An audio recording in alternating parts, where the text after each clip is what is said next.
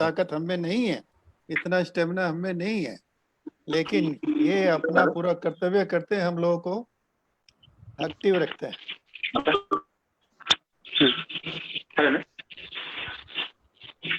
तो थोड़ा टाइम से ही शुरू कर दीजिएगा क्योंकि पार्टिसिपेंट्स 4 मिनट सर अभी। हाँ जी 4 मिनट है, 4 मिनट। हाँ वो ठीक है, और थोड़ा टेस्ट वेस्ट कर लो जो भी कुछ करना है। हाँ जी हाँ जी। यदि हरवीर साहब आपको कुछ प्रेजेंटेशन वगैरह चेक करने हैं? फोटो वोटो दिखाने होंगे, उन्होंने वीडियो दिखाना होगा कुछ। हरवीर साहब, हरवीर साहब मेरी आवाज आ रही है आपके पास? हरवीर साहब ने वो ब्रह्मा सर आप लोग ऑनलाइन लाइव जा चुके हैं? वो तो जा चुके हैं, लेकिन हरवीर साहब को लीजिए ना, उनको आवाज मैं बोला मैं फेसबुक पे आप लोग लाइव जा चुके हैं। अच्छा फेसबुक पे जा चुके हैं, वेरी गुड। तो फिर तो थोड़ा सा संभल के रहना है, ठीक है, गुड। हाँ जी हरवीर जी, भाई हरवीर जी को क्यों नहीं आवाज जाती है, क्या चक्कर है? आप जानो विशाल जी। हाँ विशाल जी आप देखिए उनको, हरवीर जी को आवाज क्यों नहीं जाती है? डॉक्टर साहब विमल बोल रहा था। हाँ विमल जी नमस्कार। मैं तो शुरू में ही दोनों को नमस्कार किया, पहले नारायण जी को किया, फिर विमल जी को किया। दोनों का बहुत बहुत स्वागत, बहुत बहुत स्वागत। डॉक्टर हम लोगों ने प्रेजेंटेशन है ना, एक लिंक अपलोड करके आवाज साफ नहीं आ रही विमल जी, कुछ वो विशाल जी कुछ करो। मंजीत विशाल आवाज साफ क्यों नहीं है? हाँ जी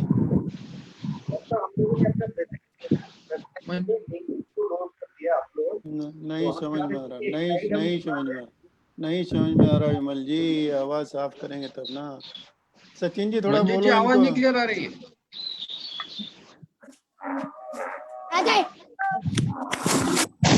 और ये बाकी को सबको वो करा दीजिएगा आप म्यूट। नंतर कर दो मैं फोन, नंतर बोल दो।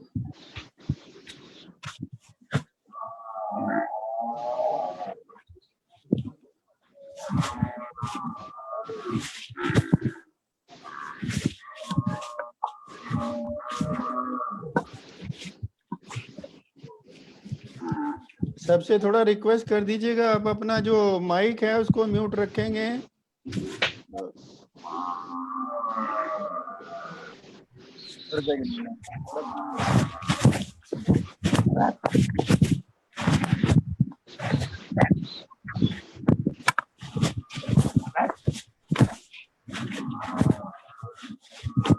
और ये जो आवाज आ रही है ये नहीं आनी चाहिए, ये उनको रिक्वेस्ट कर दीजिए कि वो अपने ऑडियो को थोड़ा कर लेंगे, कंट्रोल में रखे, नहीं तो अपने आप ले लो कंट्रोल सबका, वो आप ही कंट्रोल करो।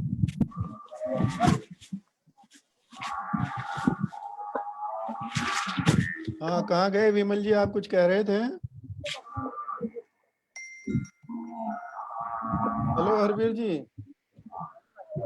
हाँ सुन रहा हूँ। हाँ मुझे भी नहीं आ रही, हम उसको थोड़ा ठीक करने की कोशिश कर रहे हैं। बाकी वो ठीक है, नहीं वो कोई कर रहा है, वो एक विमल जी है जो कल करा रहे थे, उनको हम रिक्वेस्ट कर रहे हैं, वो कहीं और दूसरे लोकेशन पे है, मेरे लोकेशन पे नहीं है। तो उसको रिक्वेस्ट करने, कोई नहीं, पेशेंस रखिए, करते हैं। हाँ हो जाएगा। Hello Brahma sir, shall we start?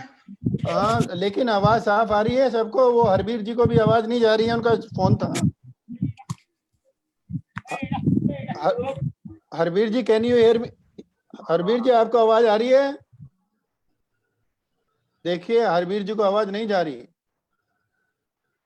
मुझे आ रही है सर, आपकी क्लियर आ रही है आवाज। हाँ तो फिर हरवीर को क्यों नहीं जा रही है? मंजीत क्या कर रहा है?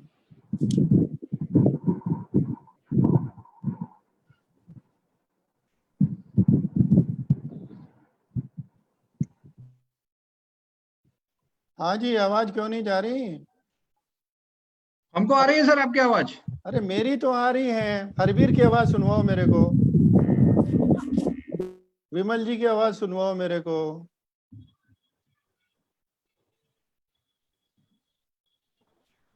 Manjit ji, Vimal sir, can you hear me? ये दोनों तीनों स्पीकर की आवाज नहीं आ रही है। डॉक्टर साहब आपकी आवाज अच्छे से आ रही है यहाँ पर। शायद हरवीर जी ओपन फील्ड में है तो उसमें विंड का नॉइज आ रहा था। आप मेरी आवाज सुन पा रहे हैं? मैं सुन पा रहा हूँ। आवाज नहीं, क्लियर नहीं आ रही आवाज। विमल जी मुझे आपकी आवाज आ रही है। हमारा ये कहना था डॉक्टर साहब, हमारा प्रेजेंटेशन हमने एक वेब लिंक के थ्रू शेयर कर दिया है। ठीक है, और हरवीर साहब का देख लीजिए एक बार। तो चैट बॉक्स से जिसको भी डाउनलोड करना होगा वो वेब लिंक से उसको डाउनलोड कर सकते हैं। जी ठीक ठीक है ठीक है। अब ये आइए। आवाज आ गई? Very good. मुझे आपकी तो आ गई सर। ब्रह्म सिंह की आवाज आई? हाँ जी, सर जी आ गई है मुझे। ठीक है, तो हम शुरुआत करें, आपका इजाजत हो तो। सर जी एक मिनट रुकिए, बस मुझे 1 मिनट दे देंगे आप? हाँ आप सिग्नल करिए हमको। 1 मिनट में मुझे 1 मिनट दीजिए। मुझे अब सुन रहे हो मुझे? हाँ सुन रहे हैं। अगर मैं आपको एक फोटो भेजूं तो मुझे ये बता देना भी वो फोटो अब आपको दिख जाएगी? हाँ लगाइए लगाइए लगाइए। 1 मिनट, ये यहाँ से कहाँ लगेगी यार?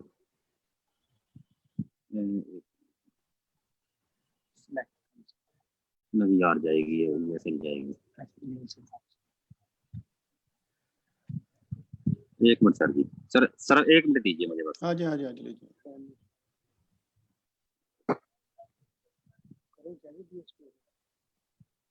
सर जी मुझे एक चीज और बता देंगे कल अगर। हेलो हाँ सुन रहे हैं सर जी, अगर मुझे फोटो दिखानी हो तो ऊपर से कौन से ऑप्शन में आएगी, बस मुझे इतना बता दीजिए। ये तो कोई और ही बता पाएगा, मैं तो नहीं बता पाऊंगा। मंजित जी। हाँ जी सर। मंजित साहब। हेलो मंजित साहब।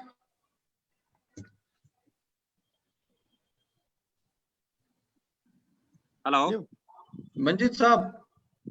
मंजीत को आवाज ही नहीं जा रही, क्या चक्कर है? Hello Manjeet. Yes I am calling him. हाँ कॉल हिम।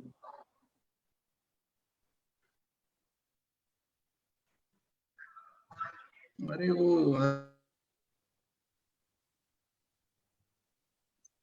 सर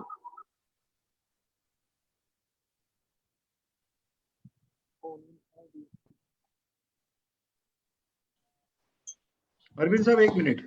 हाँ जी।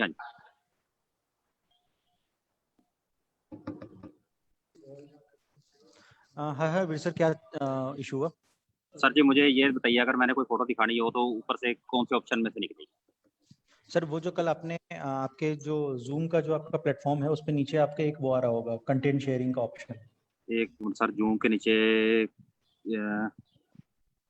जहाँ पे पार्टिसिपेंट चैट ऑप्शंस बने हुए हैं। सर जी उसमें एक तो मीटिंग आईडी आ गई, होस्ट आ गया, पासवर्ड आ गया, लिंक आ गया, ये पार्टिसिपेंट आईडी आ गई, तो कुछ भी नहीं है। नहीं नीचे में सर, जहाँ पे आपका ऑप्शन है ना, म्यूट, स्टार्ट वीडियो, पार्टिसिपेंट्स। हाँ ऊपर म्यूट आ गया, स्पॉट वीडियो आ गया, शेयर कॉन्टेक्ट आ गया, नहीं उसके बाद पार्टिसिपेंट आ गया और हाँ। मोर आ गया। नहीं शेयर क्या आ रहा था? शेयर सर जी शेयर आज नहीं आ रहा इसमें। नहीं कल तो आ रहा था सर, जब हम लोग ने डेमो किया था। कल सर आ रहा था, अब नहीं आ रहा ना ये शेयर। एक बार मोर पे जाके चेक करिए। मोर पर पहले चैट आ गया जी, मीटिंग सेटिंग आ गई, मिनिमाइज आ गया, वर्चुअल बैकग्राउंड आ गई, रेज हैंड आ गया जी, डिस्कनेक्ट आईडियो आ गया। तो हेलो हाँ जी सर। तो सर ऊपर से तो आ नहीं रहा ना, नीचे आ रहा है कोई। सर आप सेम प्लेटफॉर्म यूज कर रहे हैं कल जो यूज कर रहे थे? हाँ जी सर। सर एक मिनट। हेलो हाँ जी सर। शेयर कंटेंट में जाइए, बीच में जो है ना mute, share video, share content. Share content में इसमें जैसे आ नहीं ना रहा, ये म्यूट आ रहा है, शेयर वीडियो आ रहा है, स्टार्ट वीडियो फिर शेयर कंटेंट है। स्टार्ट वीडियो उसके बाद में शेयर कंटेंट है, ये देखिए ग्रीन कलर का। सर जी शेयर कंटेंट है। हाँ जी शेयर कंटेंट है। बस सेम चीज है सर। तो उसमें ओके आ जाता है? only the host उसको- can share in this meeting. हाँ, तो आपको होस्ट बनाना पड़ेगा। नहीं मैं अभी दे रहा हूँ सर, एक मिनट। हाँ, आप उनको लिख सर अब आप दीजिए। करो, आप करो, आप कर सकते हो। करिए, ट्राई करिए। हाँ, इसमें आ गया जी, इसमें फोटो आ जाएगी। मैं एक आप करो मिनट सर। एक मिनट करके सेलेक्ट करके आपको दिखाता हूँ। राइट तो सर, हो गया। अब आ गई। हाँ जी, फोटो आ गई। अब हम हाँ शुरू जी, हाँ कर अब हम शुरू तो- करते हैं। नहीं, एक मिनट वापस जाने का बता देना, ऊपर से स्टॉप ये करेंगे। ठीक है सर, हो गया? हो गया सर। ओके सचिन हाँ जी, जी, सर। सचिन यस जी, सर। हाँ, चलिए। सर, आज के 5वें वेबिनार में आप सब लोगों का स्वागत है। आज का जो हमारा वेबिनार है that is on new age commercial vegetable nursery production. Indian nursery association ने आज इनिशिएटिव लेके जो भी कुछ अभी तक ऑर्नामेंटल प्लांट्स में हम वेबिनार्स कंडक्ट किए थे, अभी उसके बाद हमने जो हमारा जो कमिटमेंट है towards new age commercial vegetable production, जो नई टेक्निक्स आज बाजार में आ रही है, विकसित हो रही है, उसका नॉलेज जो भी आईएनए के मेंबर से डायरेक्टली और इनडायरेक्टली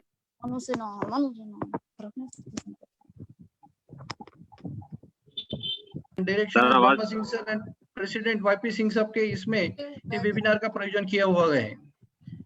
आज हमारे बीच में जो मौजूद है डॉक्टर ब्रह्मा सिंह, पद्मश्री श्री ब्रह्मा सिंह जी।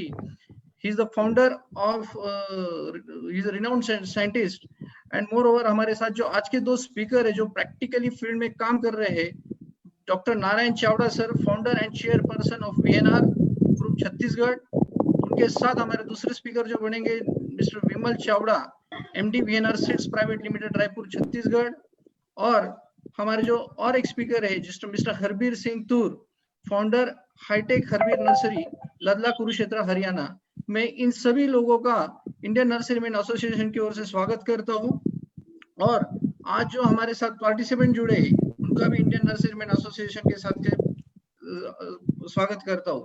इंडियन नर्सरी मैन एसोसिएशन ने इसमें बहुत बड़ा एक इनिशिएटिव लिया है जिसमें अलग अलग तरह के सेमिनार्स होने जा रहे हैं। और आज का जो विषय है new age commercial vegetable nursery production, तो मैं ज्यादा समय लूंगा नहीं और ब्रह्मा सर से रिक्वेस्ट करूंगा कि they introduced mister Harbir Singh Toor and over to Brahma Singh sir. धन्यवाद सचिन जी, सभी व्यूअर्स का, और खास करके आज के जो स्पीकर्स हैं, 3 स्पीकर जो अभी आपको सचिन साहब ने बताए, और जो सब इसके साथ जुड़े हुए हैं या जुड़ने वाले हैं, उन सब का स्वागत है। जैसा कि सचिन साहब ने मेरे को बताया कि मैं सरदार हरबीर सिंह तूर जी का इंट्रोडक्शन दूं, तो ये पोस्ट ग्रेजुएट हैं और फाउंडर कम ऑनर भी हैं, फाउंडर भी हैं हाईटेक हरबीर नर्सरी, जो हरियाणा में कुरुक्षेत्र डिस्ट्रिक्ट के एक गांव डाडलू में स्थित है। बहुत अच्छी नर्सरी है और इनको स्टेट लेवल पर बहुत सारे पारितोषिक या इनाम या अवार्ड्स मिले हैं, अनगिनत हैं। मैं सबको लिस्ट करने हुआ तो टाइम लग जाएगा, इनकी वाणी हमको सुननी है, इनकी टेक्नोलॉजी सुननी है। और इनको Indian council of agriculture research ने भी अवार्ड दिया है, और जो अवार्ड मिले हैं वो इनको मिला है डाइवर्सिफिकेशन के ऊपर और जेल to establish high tech vegetable nursery. I am sure you will enjoy. आप लोगों को मजा आएगा जब हरबीर सिंह जी बोलेंगे। खास करके मुख्य पॉइंट आपको बता देता हूँ। तो विमल जी बाकी का कंट्रोल अपने हाथ में ले लीजिए और सबको वो करिए, आप काइंडली चलने दीजिए। जो स्पीकर है सिर्फ वही, उसी की आवाज आएगी। ये सर, मैं भी यही रिक्वेस्ट कर रहा हूँ कि कुछ लोग अपने आप को बार बार अनम्यूट कर ले रहे हैं, तो कृपया। जो आपके भी हाथ में कंट्रोल हो सकता है ना सर, मैं अगर अनम्यूट ऑल करूंगा तो फिर वो मुश्किल होगा, इसलिए मतलब तो म्यूट आप ऑल करूंगा तो मुश्किल होगा। मैं एक एक तो करके कर रहा हूँ, लोग अपने आप वापस हाँ, अनम्यूट थोड़ा कर ले रहे हैं। रिक्वेस्ट, मेरा सबसे रिक्वेस्ट है कि अपने आप को वो म्यूट मोड पर रखें जिससे कि आपको आवाज जा सके।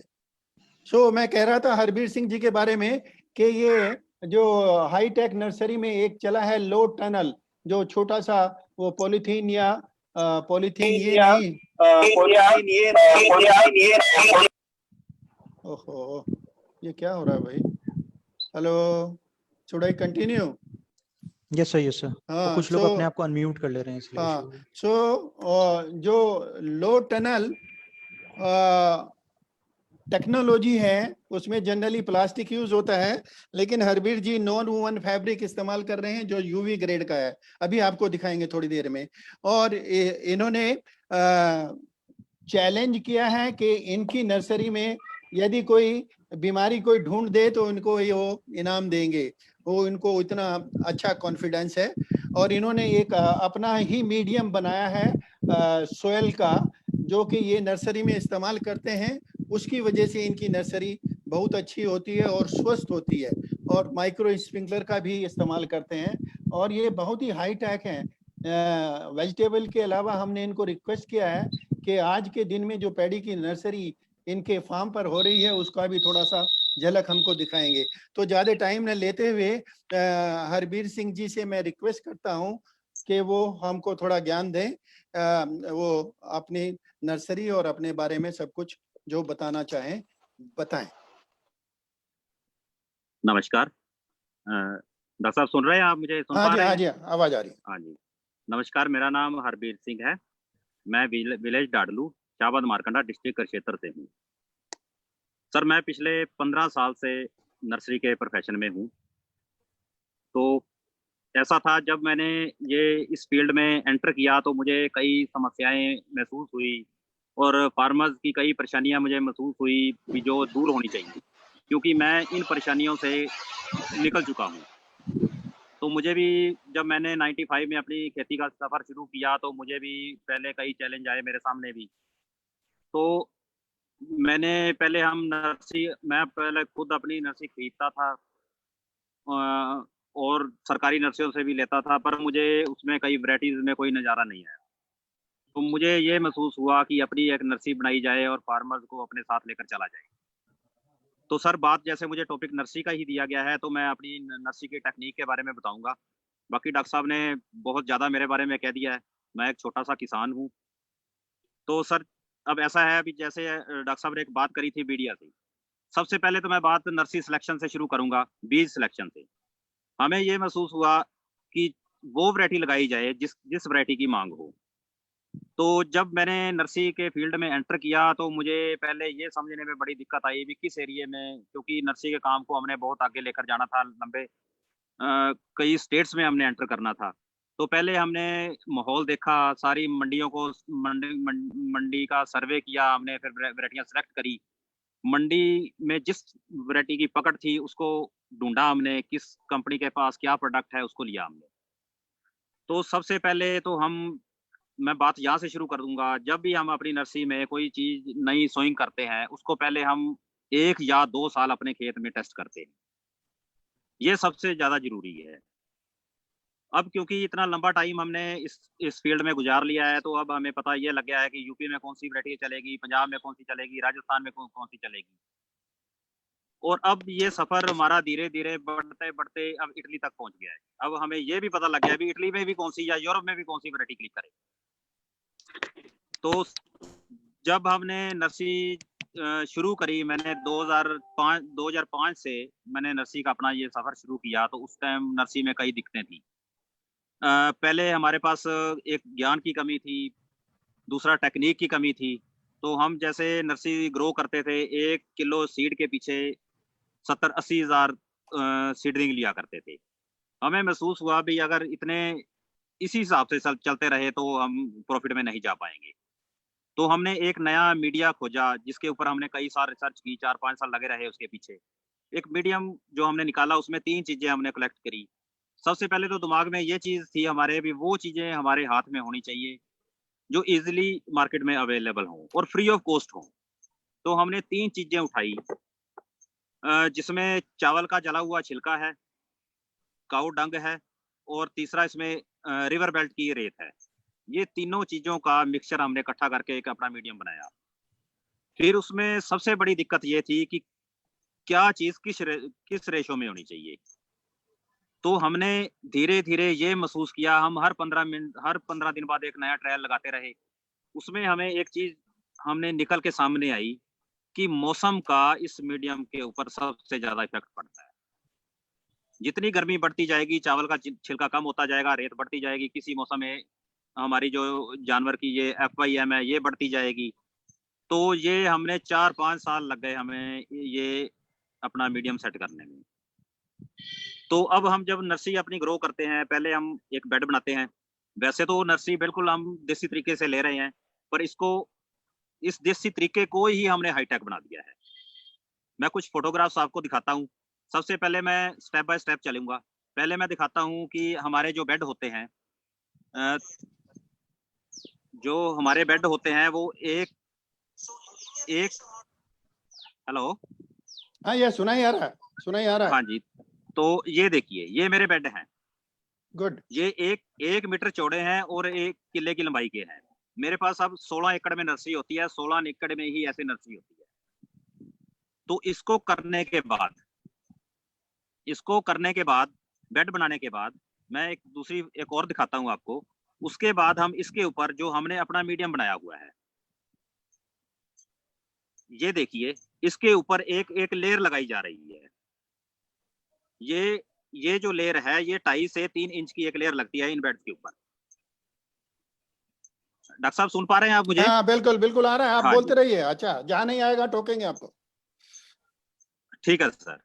तो उसके बाद जैसे ये करने के बाद हम इसको ये मीडियम बिछाने के बाद उसके बाद हम ऐसे करते हैं इसको। अब ये देखो, ये इसके ऊपर एक लाइन निकाली जाती है। 1 मिनट, मैं एक स्टेप आगे चला गया हूँ, 1 मिनट दीजिए मुझे। हाँ, कोई नहीं, पीछे तो चलिए। उसके बाद हम उसमें एक लाइन निकालते हैं। 1 मिनट दीजिए मुझे, मैं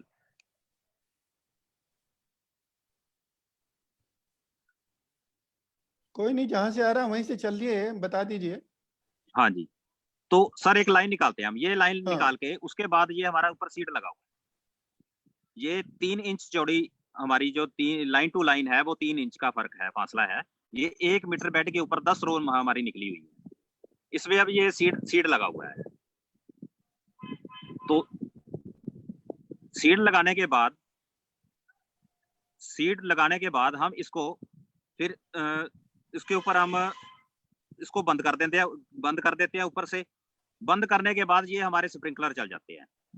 ये हमारे स्प्रिंकलर लगे हुए हैं ऊपर। हाँ, स्प्रिंकलर से ठीक है। स्प्रिंकलर से ये पानी आ जाता है। तो सब पानी clear है।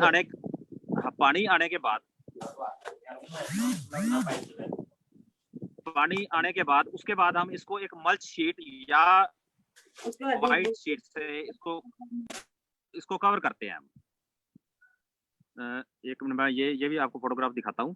तो जैसे ये हमने ऊपर से ये देखिए, पानी देने के बाद ऊपर से ये मल्च शीट से हमने इसको कवर कर दिया है ताकि इसकी नमी बनी रहे। इसको हमने उतने दिन तक रखना है जितने दिन तक ये हमारा बीज जर्मिनेट नहीं कर जाता। जैसे कि गर्मियों में तो 4 दिन बाद आ जाता है और सर्दियों में ये हमारे पास 8-9 दिन ले जाता है। और एक बात और बता देता हूँ, इस मल्च शीट से हमारी जर्मिनेशन 2 दिन लेट हो जाती है। इससे 2 दिन लेट पर जर्मिनेशन प्रॉपर आ जाती है क्योंकि इसमें सनलाइट नहीं जाती।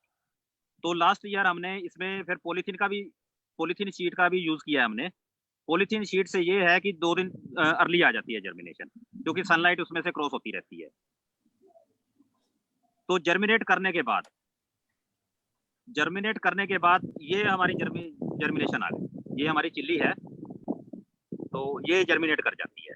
तो इसके नीचे आप देख रहे हो ये हमारा जो मीडिया लगा हुआ है कितना सॉफ्ट है। हमें इसमें कोई दिक्कत नहीं आती। तो एक एक दाना हमारा जम जाता है। कोई सीड रुकने की तो इसमें कोई गुंजाइश ही नहीं रहती। इस मीडियम का एक और बेनिफिट मैं आपको बता देता हूँ। इसमें नर्सरी जर्मिनेट होने के बाद हमें पानी की जरूरत ही नहीं पड़ती। ये देखिए, ये व्यू आ जाता है। ये अब नर्सरी हमारी तैयार है। ब्यूटीफुल। तो एक साइड से भी दिखाता हूँ मैं। तो ये व्यू आने के बाद जैसे ये साइड का व्यू है, फिर तो ऐसे लगता है जैसे कारपेट लगा हो। ये पूरे 16 एकड़ में 16 एकड़ में। डॉक्टर साहब मैं फिर इसके बाद बताता हूँ। ये जामने के बाद हम सर्दियों में इसको कवर कैसे करते हैं।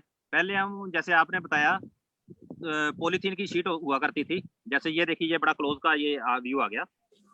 तो दिसंबर लास्ट से हम इसमें एक वो शुरू ऊपर से कपड़ा आता है जिसको PPNW बोलते हैं, पॉली प्लास्टर नॉन वोवन, तो उससे हम कवर करते हैं। पहले 1-2 साल हमने जो नर्सरी पॉलीथीन शीट के नीचे कवर करी थी, उसमें कई समस्याएं आ गई। उसमें ऐसा था, ह्यूमिडिटी ज्यादा बनती है, उसमें ज्यादा ठंड, ऊपर से जैसे कोहरा पड़ता था, कई बार तो ऐसे होता था कि नीचे बर्फ जम जाती थी उसके नीचे। तो बर्फ जैसे ही खुरती थी, दिन में धूप लगी और वहां से जहाँ से वो ज्यादा नमी रहती थी, वहां पैचेस आ जाते थे, नर्सरी हमारी डिस्टर्ब हो जाती थी।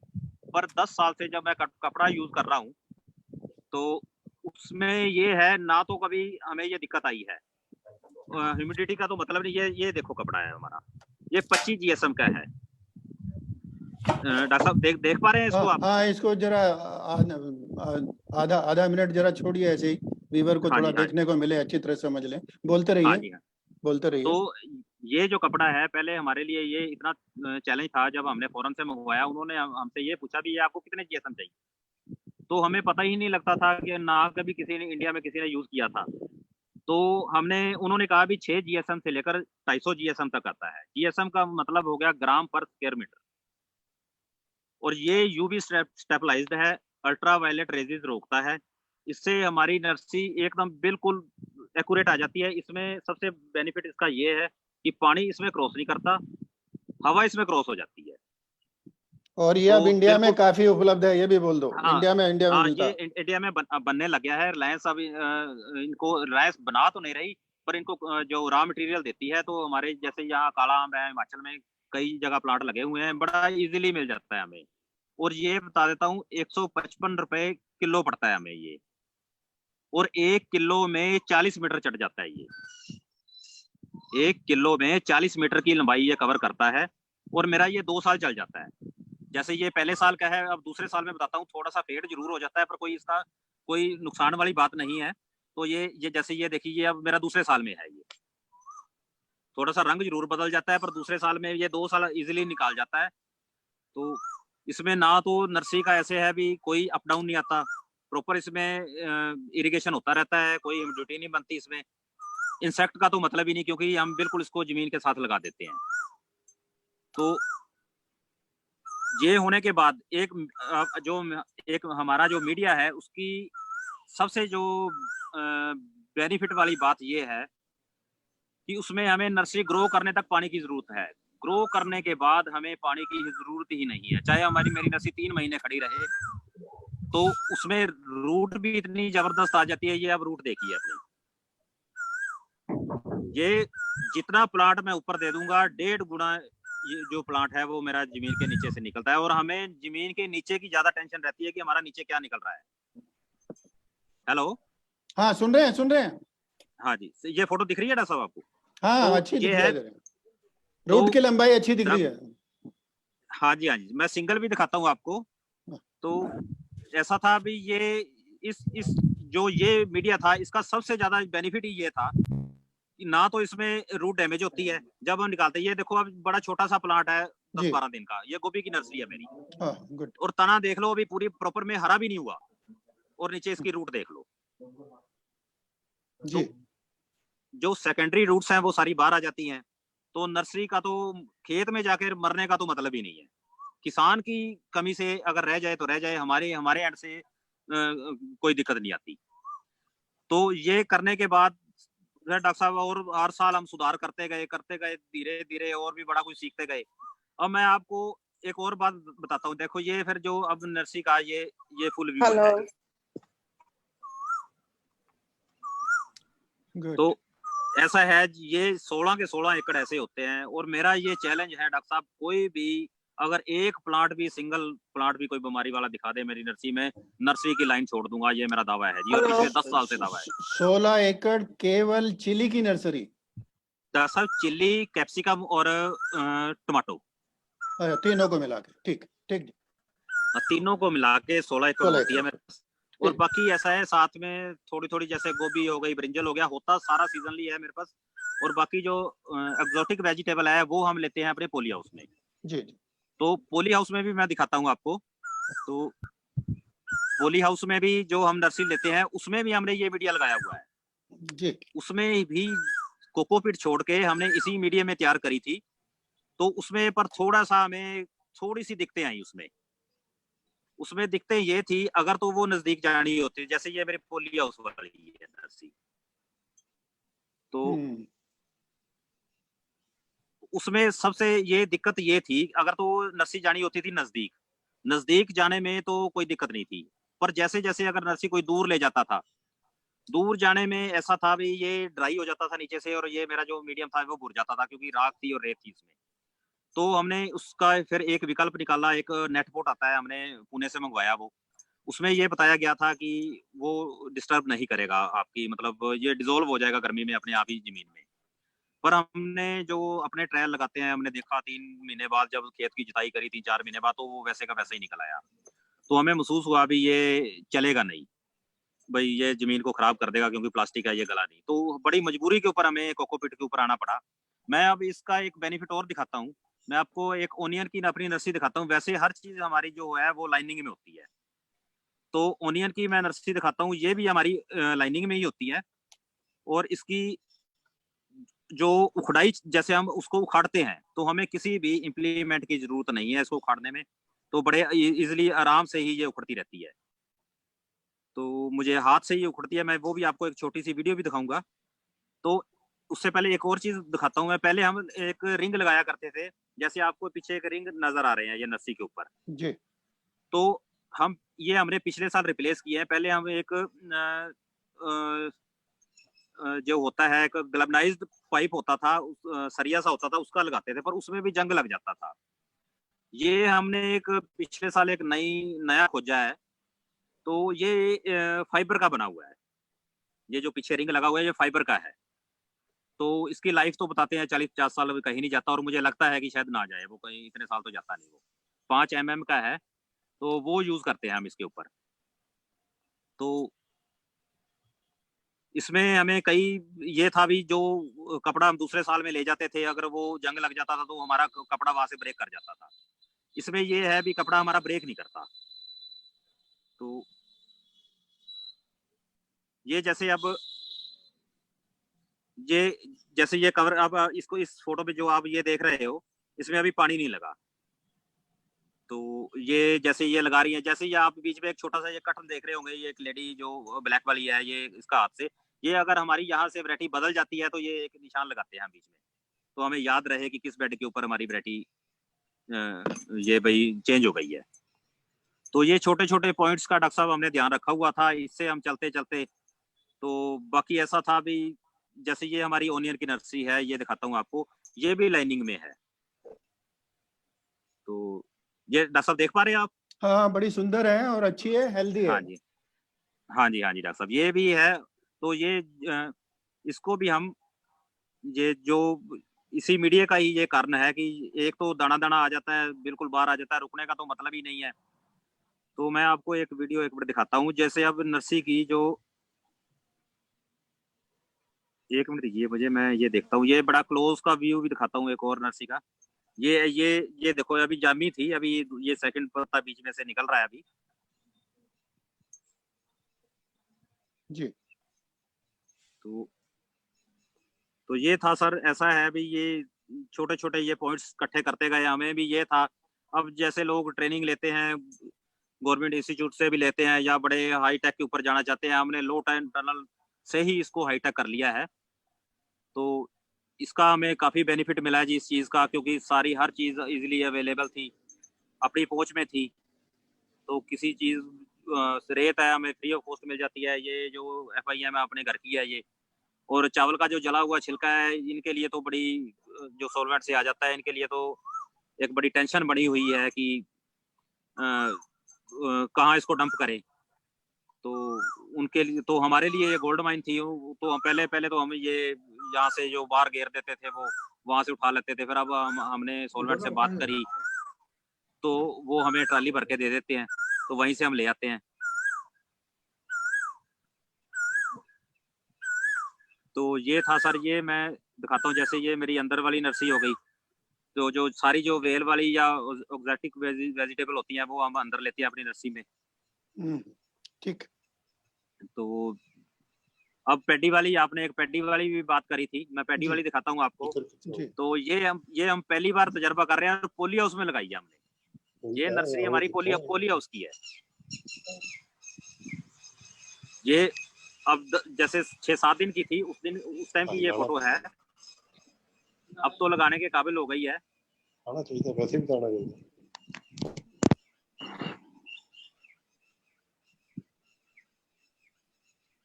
तो ये जो हमारी ये ऑनियन की रूट्स देख लीजिए।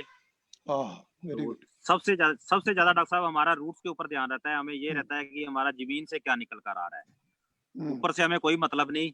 कई बार तो कस्टमर ये कहता है भी रूट्स लंबी है, लगाएंगे कैसे। हम उनको बोलते हैं भी हमारा तो तैयार करना फर्ज था, आगे टेंशन आपकी है, आपने कैसे लगानी है। तो चलो खैर, ये तो मजाक की बात हो गई। तो बाकी जैसे अब ये देखो, हम कोई भी चीज है, ये एक आप फोटो देख रहे हैं, ये हमारी ये स्क्रीनिंग चल रही है। ये आप बीच में एक गेंदे का प्लांट देख रहे हैं लगा हुआ है, ये 10 प्लांट के बीच में हमने एक मार्का लगाया हुआ है। ये हमारी वैरायटी चेंज हो जाए। हम 120 वैरायटी, 130 वैरायटी हम अपने खेत में पहले चेक करते हैं, उनका कंपैरिजन करते हैं। गर्मी, इसको हमें सेल से कोई मतलब नहीं। हम ये देखेंगे पकने के बाद कितनी देर ये रुकेगी, बोर्ड कितने दिन बाद करेगी, कितनी इसने गर्मी देखी है, कितनी सर्दी सही है, कितनी गर्मी सही है। ये चीज के बाद सारी सिलेक्ट करने के बाद हम सेल के लिए इन चीजों को बाहर निकालते हैं। तो ये छोटा सा हमारा एक सा प्रयास था जिसके ऊपर हम चले हुए हैं। तो बाकी आप जैसे लोगों ने बहुत कुछ सिखाया है हमें। तो जैसे ये हमारा लास्ट ईयर में हमारे पास ये टमाटर का फील्ड है, इसमें जो लाइन बीच में जो गेंदे की चल रही है वो वैरायटी चेंज होने का एक मार्का लगाया हुआ है हमने। ये हमने 144 वैरायटी चेक करी थी लास्ट ईयर यहाँ टमाटर की जी। तो बिल्कुल अपनी तसल्ली होती है। फिर उसके बाद हम उसको बाहर निकलते हैं, उसको मतलब सेल के लिए उस वैरायटी को बाहर निकालते हैं। अब ऐसा है, लोग बहुत हमारे ऊपर भी बड़ा फेथ करते हैं, उनको भी ये हो गया। तो हम पिछले साल हमने जो पेडी की नर्सरी थी वो भी हमने बेड के ऊपर की थी। तो वो भी दिखाता हूँ मैं आपको। तो उसमें ऐसा था भी कुछ समस्याएं, थोड़ी बहुत ही समस्याएं रह गई थी उसमें। तो अब हमने उसमें ट्रे में लेकर वो सारी समस्याएं यहाँ दूर करी है हमने। तो एक मिनट मैं दिखाता हूँ आपको, ये लास्ट ईयर की एक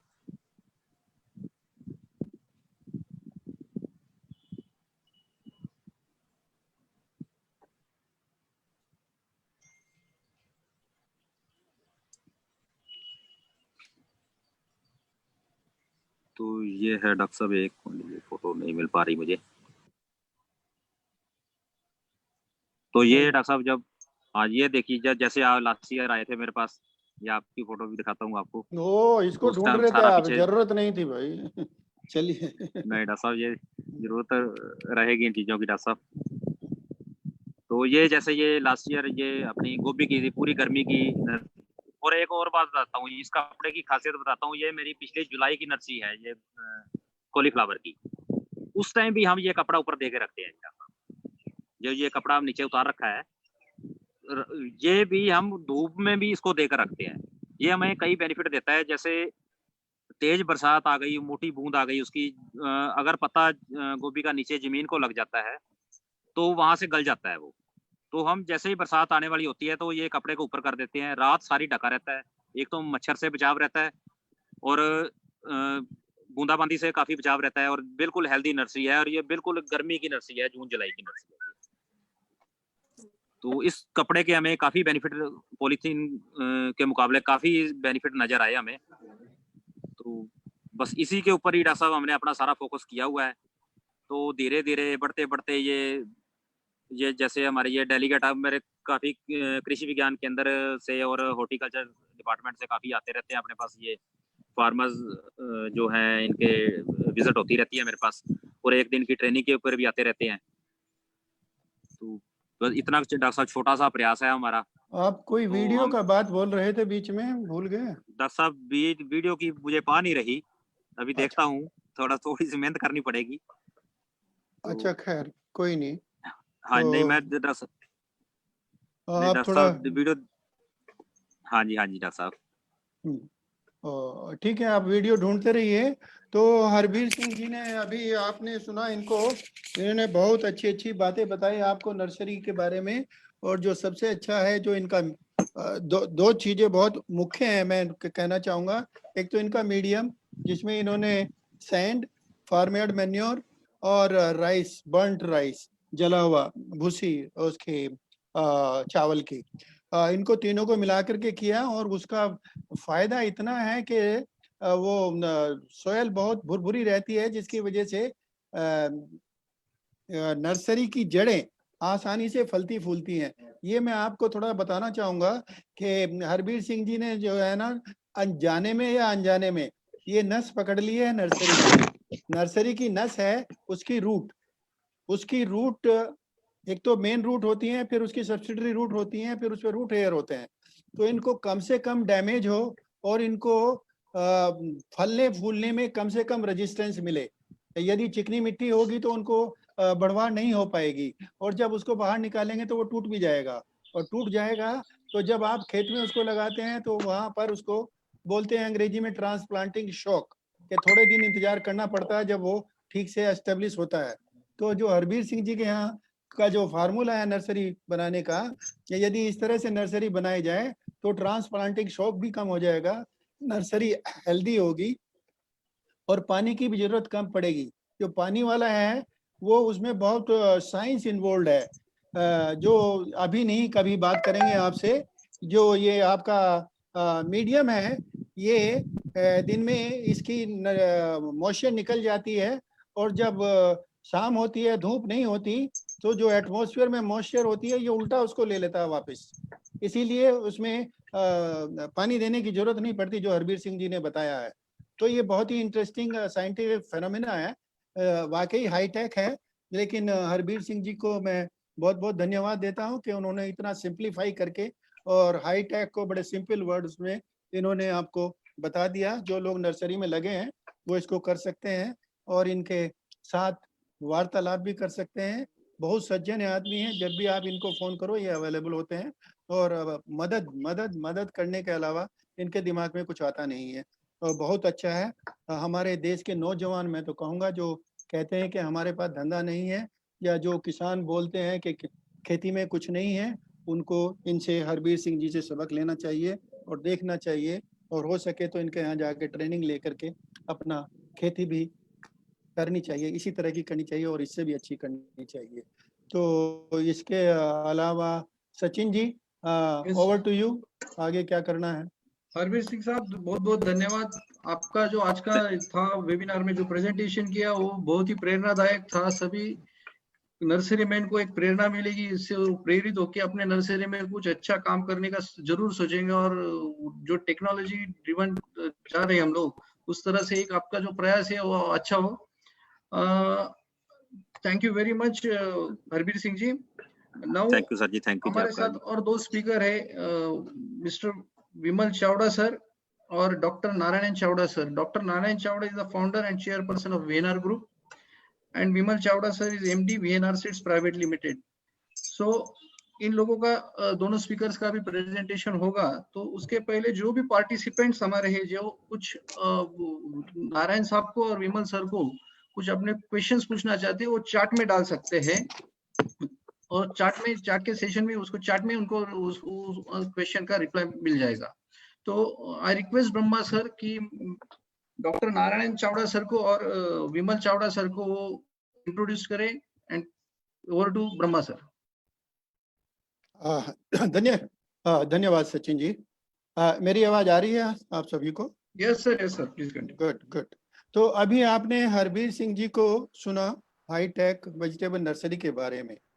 अब हम आपको ले चलते हैं दूसरी तरफ, जहां पर ग्राफ्टिंग, थोड़ा कुछ लोगों को धक्का भी लगा होगा कि वेजिटेबल सीडलिंग की बात हो रही है और ग्राफ्टिंग बोल रहा है, ये ब्रह्म सिंह क्या बोल रहा है। लेकिन आपको अभी पता चलेगा कि वेजिटेबल ग्राफ्टिंग से हाईटेक वेजिटेबल नर्सरी से क्या क्या फायदे होते हैं।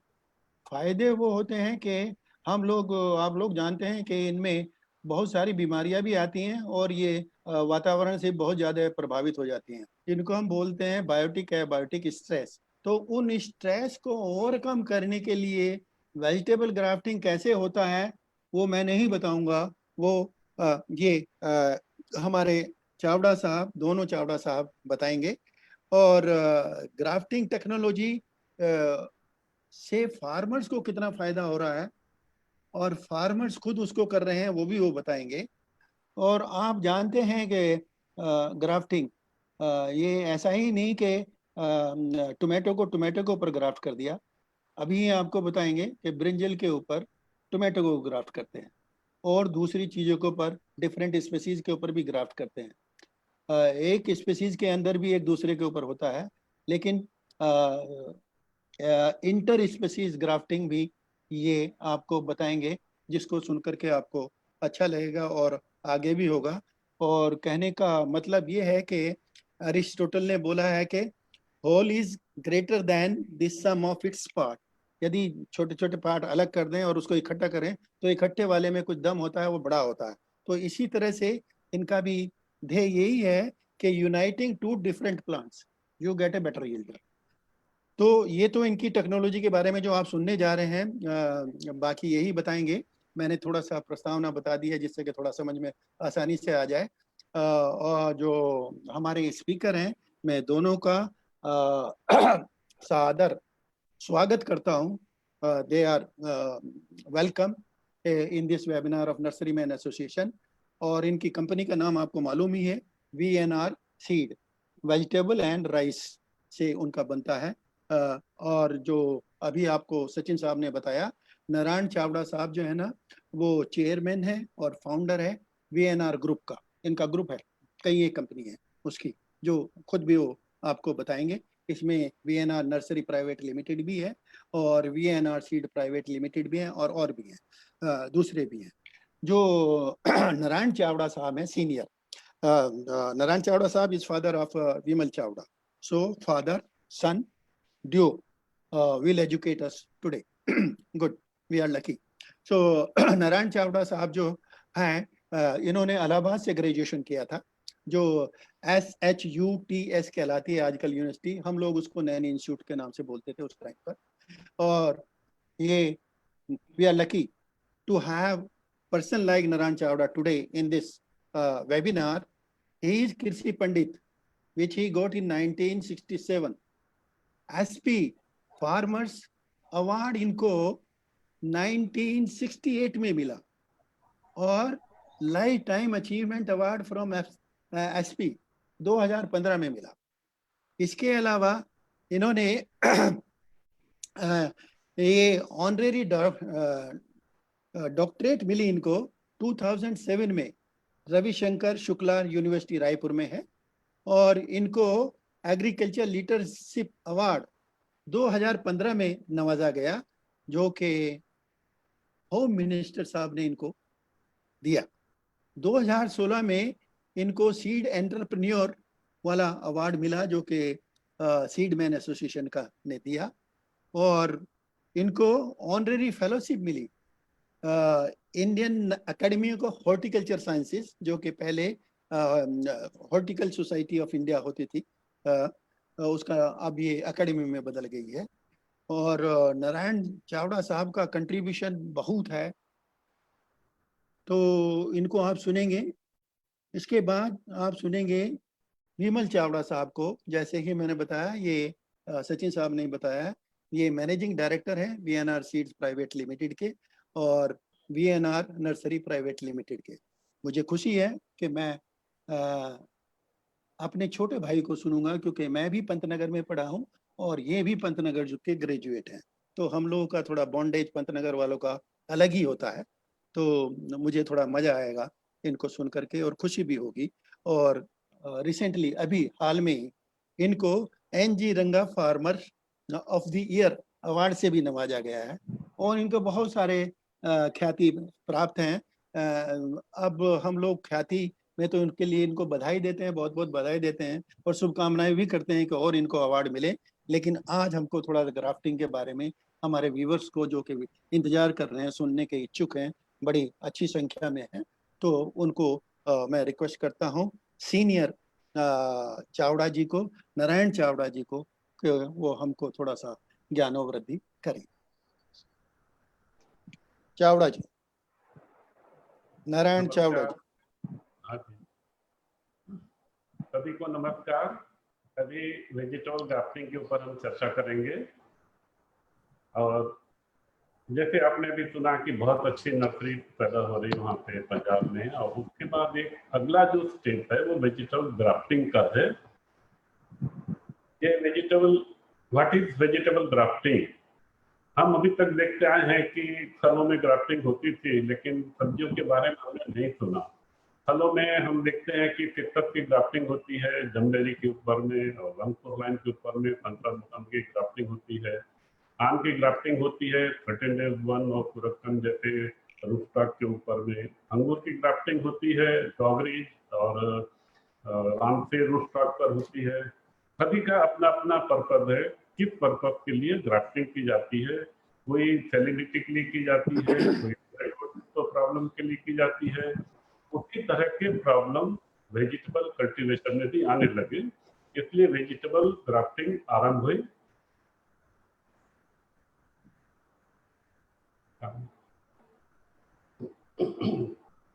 सबसे पहले वेजिटेबल ग्राफ्टिंग 1920 में जापान में आरंभ हुई। वहाँ एक समस्या ये थी कि वाटरमेलन उनको सीजनल बिल के कारण मर रहा था। ये है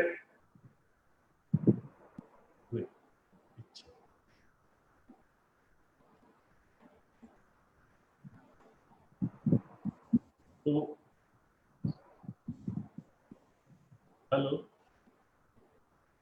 हाँ जी, hello. Uniting up to living plant part so that they grow as a single plant. इसमें क्या होता है कि जड़ का भाग अलग होता है और फल देने वाला भाग अलग होता है।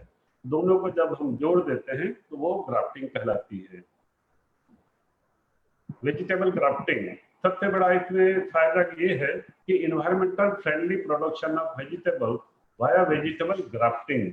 इसमें फ्रेंडली प्रोडक्शन हम इसलिए कहते हैं कि जनरली जब बीमारियां लगती हैं तो फसलों जमीन के कारण लगती है, यहाँ पर उसमें हम कीमती और जहरीले रसायन डाल के जमीन को ठीक करते हैं, लेकिन ग्राफ्टिंग में हम केमिकल का उपयोग नहीं करते। Reason for grafting, limited land for crop rotation. यदि हम वर्ल्ड सिनेरियो देखें तो दो प्रकार के हमको किसान मिलेंगे, एक छोटी जोत वाले, एक बड़ी जोत वाले। जैसे ऑस्ट्रेलिया और अमेरिका में देखेंगे कि वहाँ पर किसान हजारों एकड़ में खेती करते हैं, सब्जियों की खेती करते हैं। लेकिन यूरोपियन कंट्री और एशियन कंट्री के जो फार्मर्स हैं उनकी होल्डिंग कम है।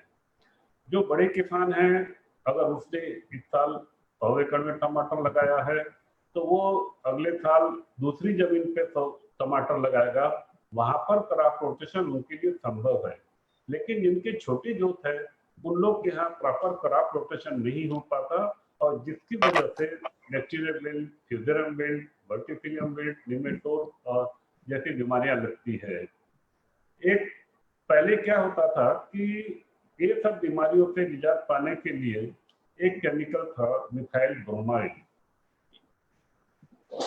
मिथाइल ब्रोमाइड में क्या होता है, एक ऐसा केमिकल है कि जिसको जमीन में डालने से सारे फंगस, बैक्टीरिया, निमेटोड मर जाते हैं, साथ ही जितने भी उसमें घास के बीज है वो भी मर जाते हैं, और इसके कारण फिर जमीन नए सिरे से कोई भी फसल लगाने के लिए तैयार हो जाती है। लेकिन इनके कुछ दुष्परिणाम भी थे मिथाइल ब्रोमाइड के। इसके बाद जब जमीन में एप्लीकेशन के बाद में जब इरिगेशन होता था तो कुछ मिथाइल ब्रोमाइड का भाग इरिगेशन वाटर में लीक होके अंडरग्राउंड वाटर को कंटामिनेट कर रहा था। दूसरा जो उसका नुकसान था, इसके फ्यूम्स जो जाते थे तो वो ओजोन स्फीयर को डिस्ट्रॉय कर रहे थे, जो कि क्लाइमेट चेंज का एक कारण ये भी था।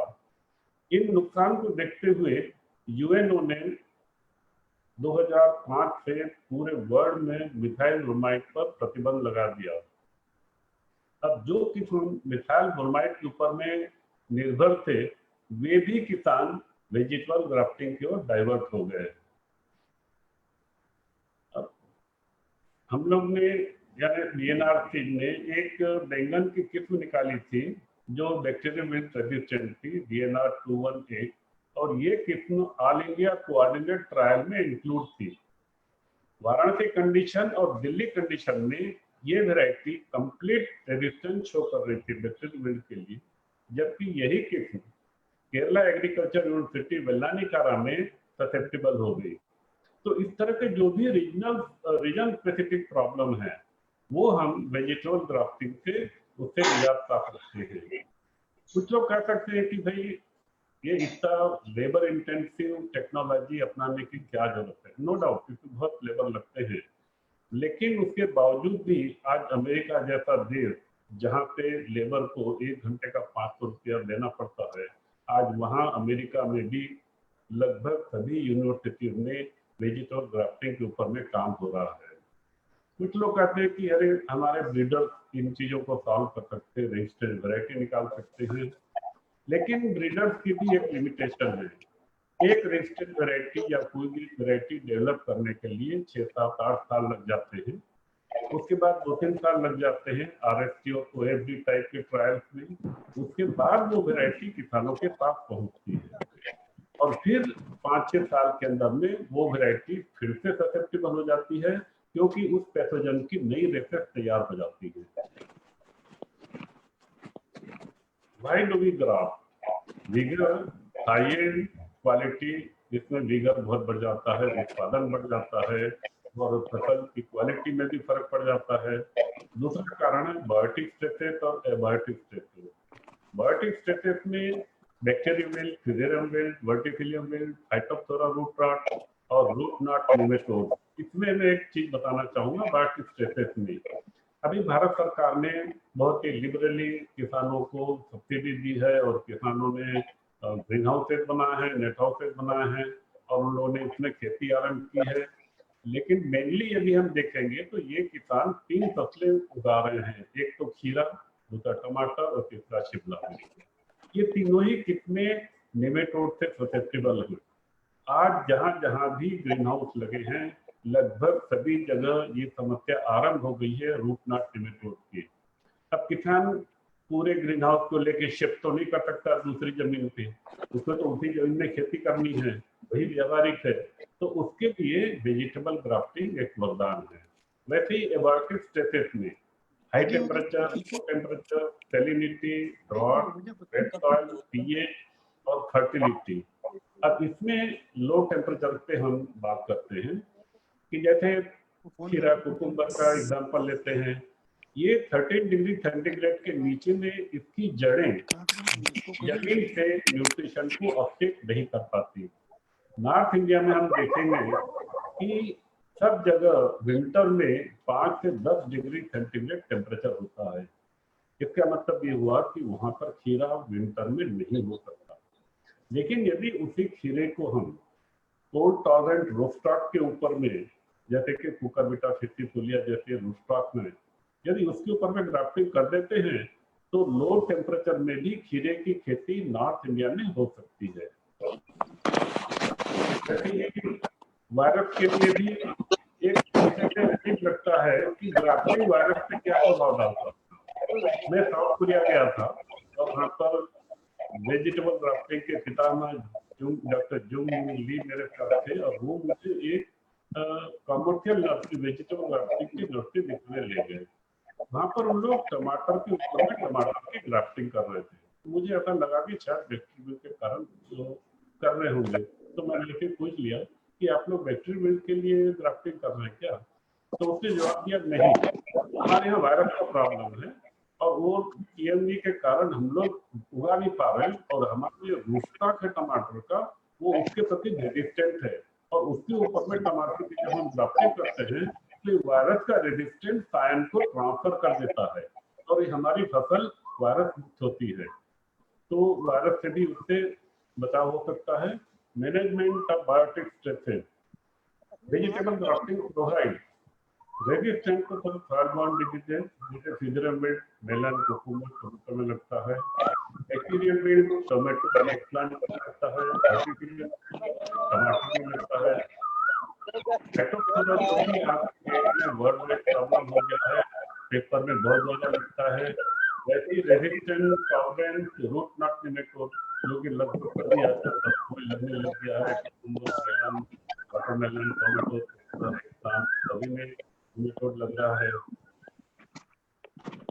जैसे बैक्टीरियल विल्ट, यदि हम देखेंगे कि छोटी स्टेज से टमाटर मरना चालू होता है, फल लगने तक की स्टेज तक वो मरते रहता है बैक्टीरिया के कारण, और उसका जो पैथोजन है अगर उसके हम स्टेन को फॉलो रीजन में काटे तो उसमें ब्राउन कलर का आपको दिखेगा, ये उसका लक्षण है कि उसमें बैक्टीरियल विल्ट लगा है। आप देख रहे हैं कि इसमें जो लेफ्ट हैंड साइड में है वो ग्राफ्टेड शिमला मिर्च है और राइट हैंड साइड में है वो नॉन ग्राफ्टेड है। नॉन ग्राफ्टेड में करीब 70% क्रॉप डैमेज हो गई है। इसमें आप देखेंगे जनरली सायन जो आजकल हम खेती कर रहे हैं, एक प्लांट है शिमला मिर्च है, टमाटर है, जनरली उनकी रूट सिस्टम बहुत ज्यादा डेवलप नहीं होती जैसे आप एक प्लांट में देख रहे हैं। लेकिन रूटस्टॉक जैसे वीएनआर प्रोजेक्ट को डेवलप की है वीएनआर में, तो उसकी रूट सिस्टम बहुत ज्यादा फ्लोफ्यूज है और काफी डीप तक जाती है और ज्यादा से ज्यादा जमीन के अंदर से न्यूट्रिशन अपटेक करके सायन को पहुंचाती है। ये एक एग्जाम्पल है, ये वहाँ पर जगदलपुर बस्तर छत्तीसगढ़ का एक ट्राइबल एरिया है जहाँ पर ग्राफ्टेड वेजिटेबल की खेती कर रहे हैं। वहाँ पर एक वीएनआर लगा दिया जो कि वीएनआर ने डेवलप किया है, उसके ऊपर उन्होंने हाफ पेपर और उसके ऊपर उन्होंने शिमला मिर्च की ग्राफ्टिंग की थी। जब उनकी जड़ें निकाली गई तो कम से कम वो 6-7 फुट लंबी जड़ें थी जो गहराई तक गई थी। ये आदमी ने उस जड़ों को उठाया हुआ है, उस आदमी की हाइट करीब 5.5-6 फीट है और उसकी 7-8 फीट की गहरी जड़ें गई थी और इतनी ज्यादा गहराई पे और इतनी ज्यादा प्रोफ्यूज जड़ों के कारण वो ज्यादा से ज्यादा न्यूट्रिशन खींच के सायन को पहुंचाता है, तो पैदावार वैसे ही बढ़ जाती है। ये शिमला मिर्च है, ग्राफ्टिंग किया हुआ ये टमाटर है, सोलेना मेलनचिना जो रूटस्टॉक है और मिर्च के ऊपर ग्राफ्टिंग की हुआ है। ये है फ्लडिंग के ऊपर में। जनरली हम देखते हैं कि सुपर बिट की खेती लोग बरसात में बहुत कम करते हैं। दूसरे का माइक ऑफ कराई जी, आवाज नहीं आ रही है।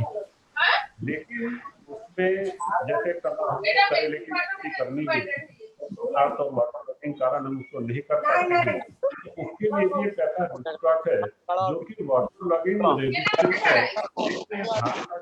पानी भरा हुआ डेवलप हो रहा है, उसकी जड़ें बाहर से भी नाइट्रोजन ले रही है, जिससे जनरली क्या होता है कि वो फ्लडेड डिस्टर्बेंस काफी हो रहा है।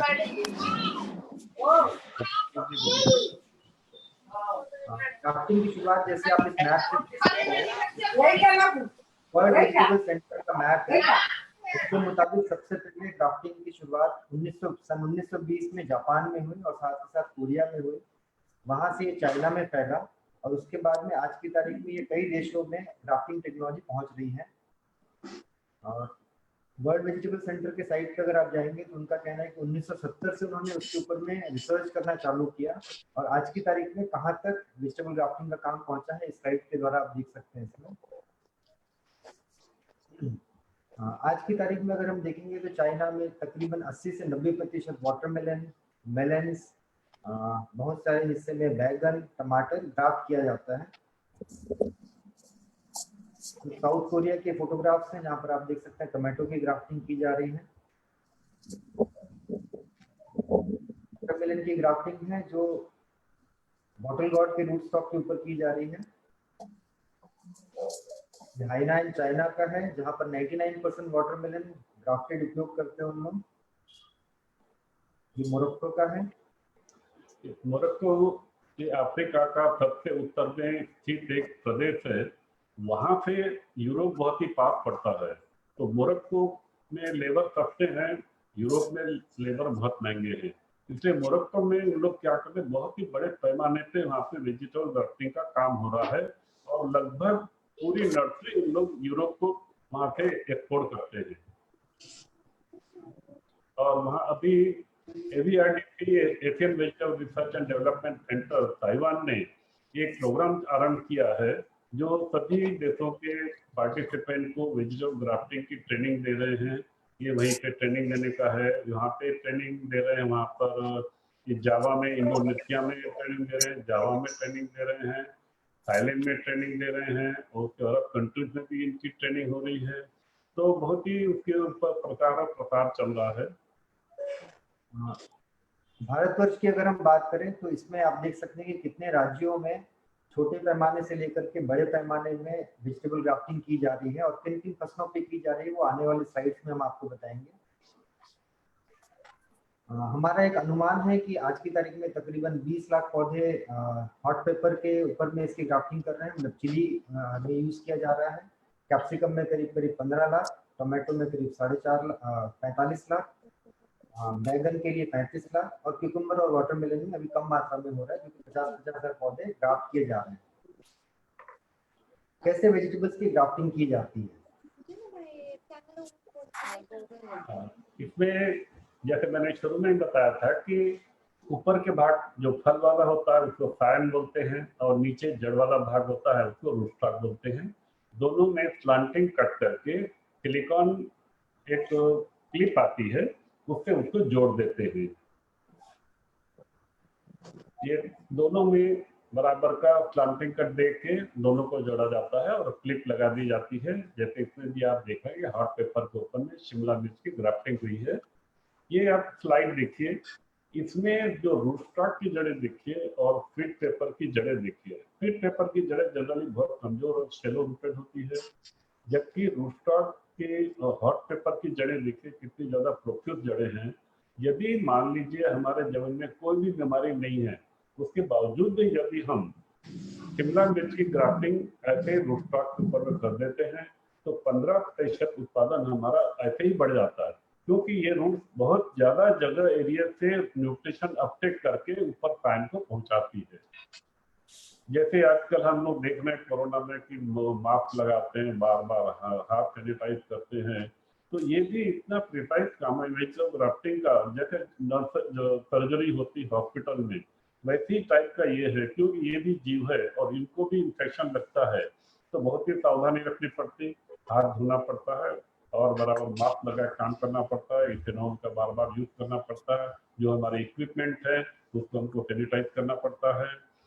और कई तरह की जैसे ग्राफ्टिंग के हैं उसमें मिलाना बहुत जरूरी, दोनों पार्ट को बराबर प्लांटिंग कट होना चाहिए। Equal cut by cutter, cutter कई तरह के होते हैं, आजकल मैकेनाइज्ड भी कटर हो गए, लेकिन प्रैक्टिस हो जाती है हाथ से, तो हाथ से बराबर के इक्वल कट आते हैं।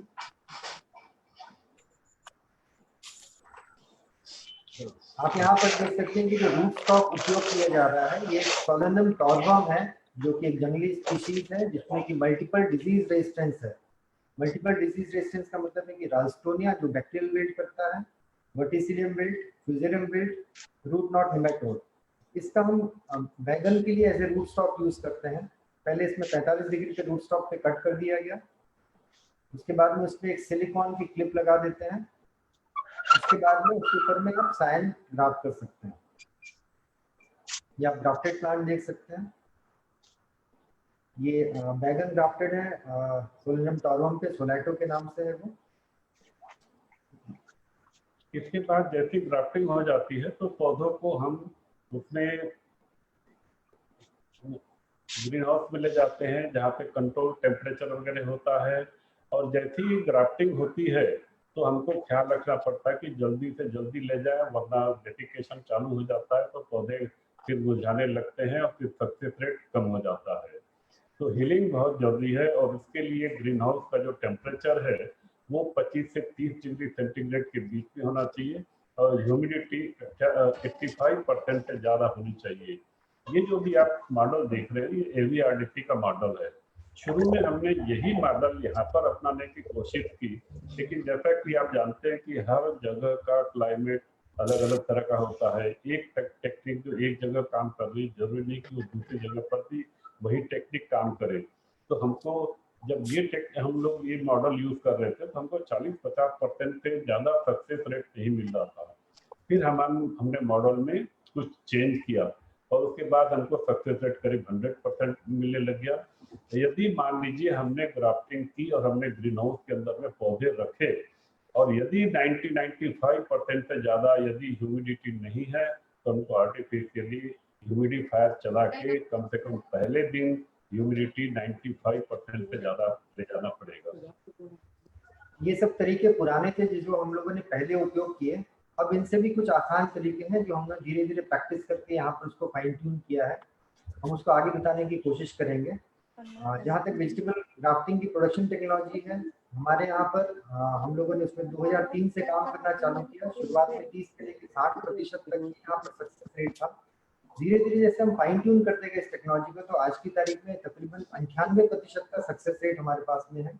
जो भी हम ग्राफ्टिंग करते हैं, क्योंकि ऊपर का भाग अभी जुड़ा हुआ नहीं है रूट स्टॉक से, तो उसको हीलिंग करने के लिए कुछ समय लगता है। और healing chambers normally developed countries में या जहाँ पर कमर्शियली किया जाता है, फुली कंट्रोल्ड एनवायरनमेंट में करते हैं, जिसके अंदर में टेम्परेचर, ह्यूमिडिटी, सनलाइट, लाइट सारा रेगुलेटेड होता है। बट उस तरीके से जब हम यहाँ करने जाते हैं तो हमारी हीलिंग चैम्बर की कॉस्ट बहुत ज्यादा आती है। तो हम लोगों ने कोशिश की कि कैसे हम उसको इकोनॉमिकल तरीके से अपने रिसोर्सेज से कर सकें। और यहाँ पर आप इसका उदाहरण देख सकते हैं। बेंचेस के ऊपर में हमने ग्राफ्ट करने के बाद में राइट हैंड साइड में आप देखेंगे कॉटन क्लॉथ का उपयोग किया और लेफ्ट हैंड साइड में पॉलीथिलीन का उपयोग किया। पॉलीथिलीन का उपयोग कई सारी कंट्रीज टर्की और इजराइल में करते हैं, मगर वो हमारे यहाँ पर कारगर नहीं हुई। हमने जब कॉटन क्लॉथ का उपयोग किया तो वो हमारे यहाँ पर ज्यादा कारगर सिद्ध हुई।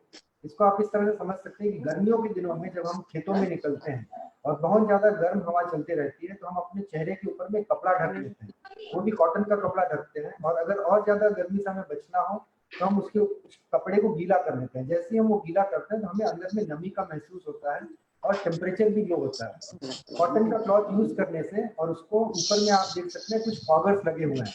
कुछ समय पे इसको हम फॉगिंग करते हैं। और फॉगिंग इतना करते हैं कि कपड़ा सिर्फ गीला हो, उसके अंदर से पानी टपक करके नीचे के नर्सरी के ऊपर में ना गिरे। और साथ के साथ हम फैन चलाते हैं। ये वाला जो ग्रीन हाउस है, ये wet pattern fan green house है। जब हम फैन चलाते हैं तो हवा का बहाव के कारण नमी ज्यादा रहती है मेंटेन और टेम्परेचर लो होता है। इस तकनीक का उपयोग करने के बाद में हमको तकरीबन 95 से 98% तक सक्सेस रेट मिला। यहाँ पर आप देख सकते हैं कि सबसे पहला स्टेप ग्राफ्टिंग करने के बाद में वो राइट हैंड साइड में है, जिसको हम हीलिंग चैम्बर कहते हैं, और ऊपर में फॉगर्स लगे हैं। उसमें तकरीबन 4 दिन तक इस चीज को रखा जाता है। इसके डिटेल्स हम लोग आपको चैट बॉक्स में शेयर कर रहे हैं, जिसको ज्यादा इंटरेस्ट होगा वो डिटेल्स पढ़ सकते हैं।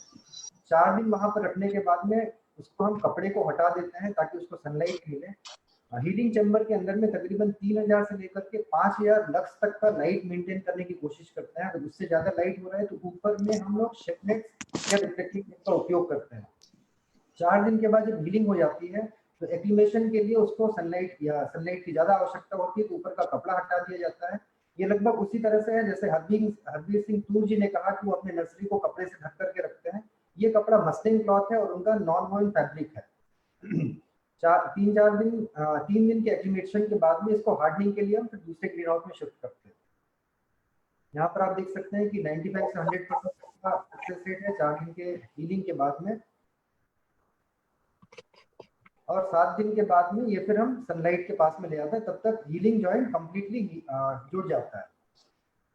इसके फायदे क्या हैं? लो कॉस्ट है, बहुत ही कम एनर्जी की रिक्वायरमेंट है। शुरुआत जब हमने की तब हम उसको वेट पैटर्न फैन के ग्रीन हाउस में करते थे, पर आगे चलते हुए हमने देखा कि सबके पास में वेट पैटर्न फैन नहीं होता है। और वेट पैटर्न फैन में एक सबसे बड़ी आवश्यकता होती है कि अगर इलेक्ट्रिसिटी का सप्लाई नहीं है या इलेक्ट्रिसिटी चली गई तो जनरेटर्स के पावर बैकअप की जरूरत पड़ती है, जो कॉस्टली होता है उसको रन करने के लिए। फिर हम लोगों ने यहाँ पर एक्सपेरिमेंटेशन किए, क्या यही ग्राफ्टिंग हीलिंग का जो प्रोसेस है और एक्लिमेशन का जो प्रोसेस है वो नेचुरली वेंटिलेटेड ग्रीन हाउसेस में हो सकता है। और वो भी हमने जब ट्रायल किए तो उसमें भी हमको अच्छा सक्सेस मिला। उसमें हमने छोटे से मॉडिफिकेशंस किए। आप ये देख सकते हैं कि ये जो ग्रीन हाउस है ये नेचुरली एस्पायरेटेड है, नेचुरली वेंटिलेटेड ग्रीन हाउस है। इसमें हमने टनल्स बनाई हुई है विद मस्लिन क्लॉथ, और पीछे में सिर्फ हमने फैन लगाए हैं। सिर्फ फैन भी अगर आप चला दें तो भी अंदर में ह्यूमिडिटी और टेम्परेचर रेगुलेट कर सकते हैं। वेट पैड्स की जरूरत नहीं है। और कभी अगर इसमें बिजली चली जाए थोड़ी देर के लिए तो जो फॉगर्स नहीं भी चलते हैं आपके ऑटोमेटिक, तो आप उसमें स्प्रे टैंक से भी कपड़े को गीला कर सकते हैं। और 2-4-5 घंटे बिजली ना भी रहे तो पौधा डैमेज नहीं होता। तो लो कॉस्ट में भी हम वेजिटेबल ग्राफ्टिंग आसानी से सक्सेसफुली कर सकते हैं।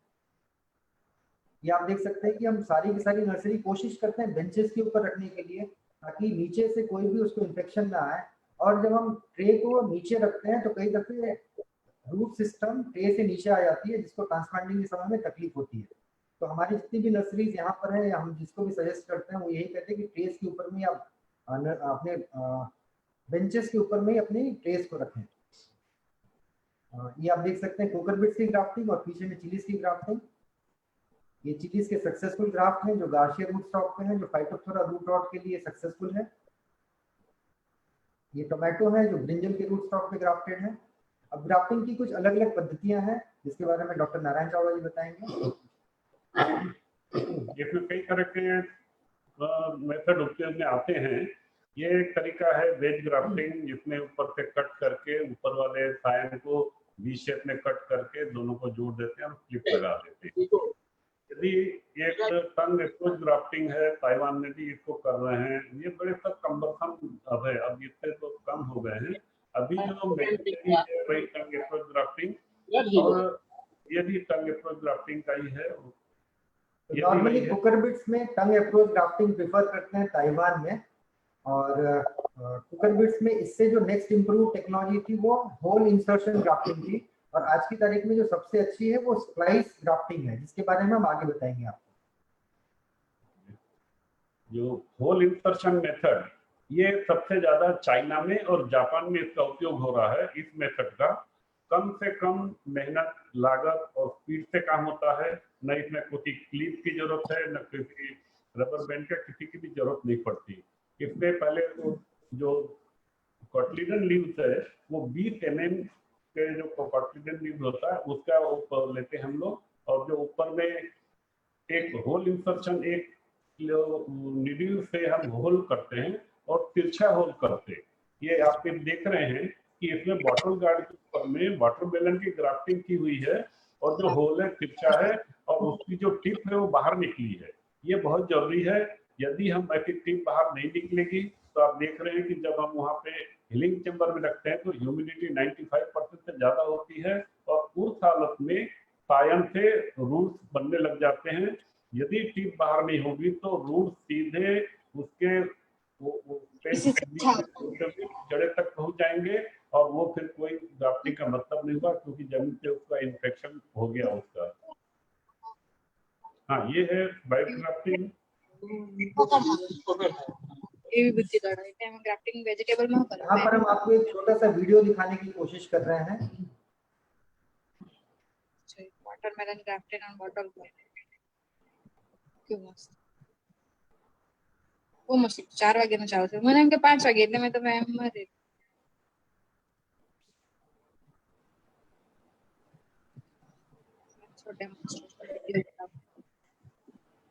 જેમિની પટેલ માઇક બંધ કરો તમારું।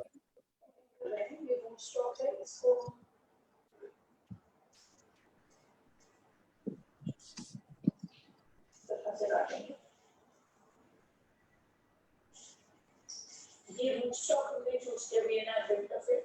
ये 1 क्वाड्रेंट लीफ मेथड है। ये 2 क्वाड्रेंट्स है, क्वाड्रेंट लीफ है। ये फर्स्ट 2 लीफ है and this one is the second 2 leaf. तो इस क्वाड्रेंट लीफ को चूज करके मैं इस क्वाड्रेंट लीफ को और 2 लीव्स को इस तरीके से सेकेंड इम्पोर्टेंट स्टेप जो हम रूट स्टॉक में कंसिडर करेंगे, जहां से हमने इंसिजन लगाया है वहां पे इस तरह से बर्ड्स देख सकते हैं। इसको रिमूव करके हम शार्प कर देंगे और इंश्योर करेंगे कि वहां कोई भी बर्ड ना छूटे। इसको देखते हुए क्लीन शार्प करें। नेक्स्ट स्टेप में हम कुकुम्बर हमने चूज किया वीएनआर कुकुम्बर, उसका साइन लेके इसमें ये ध्यान रखेंगे कि हम लास्ट में जो प्लेसमेंट करेंगे उसकी वजह से हमें इस तरीके से साइन को काट के एक 45 डिग्री का इंसिजन इसमें। नेक्स्ट स्टेप इम्पोर्टेंट स्टेप है जिसमें हमें रूट स्टॉक और साइन को अलाइन करना है। इसमें हैंड मूवमेंट्स करना है इस तरीके से साइन और रूट स्टॉक को हमने पकड़े हैं। इस तरह से साइन को प्लेस करके कट अलाइन करके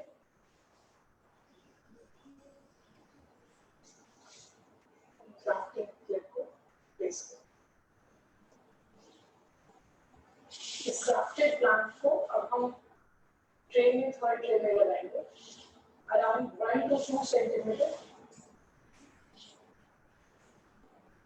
इसको कोकोपीट में या किसी भी मीडिया में दबा के इस तरीके से सपोर्टिंग स्टिक से सपोर्ट करें।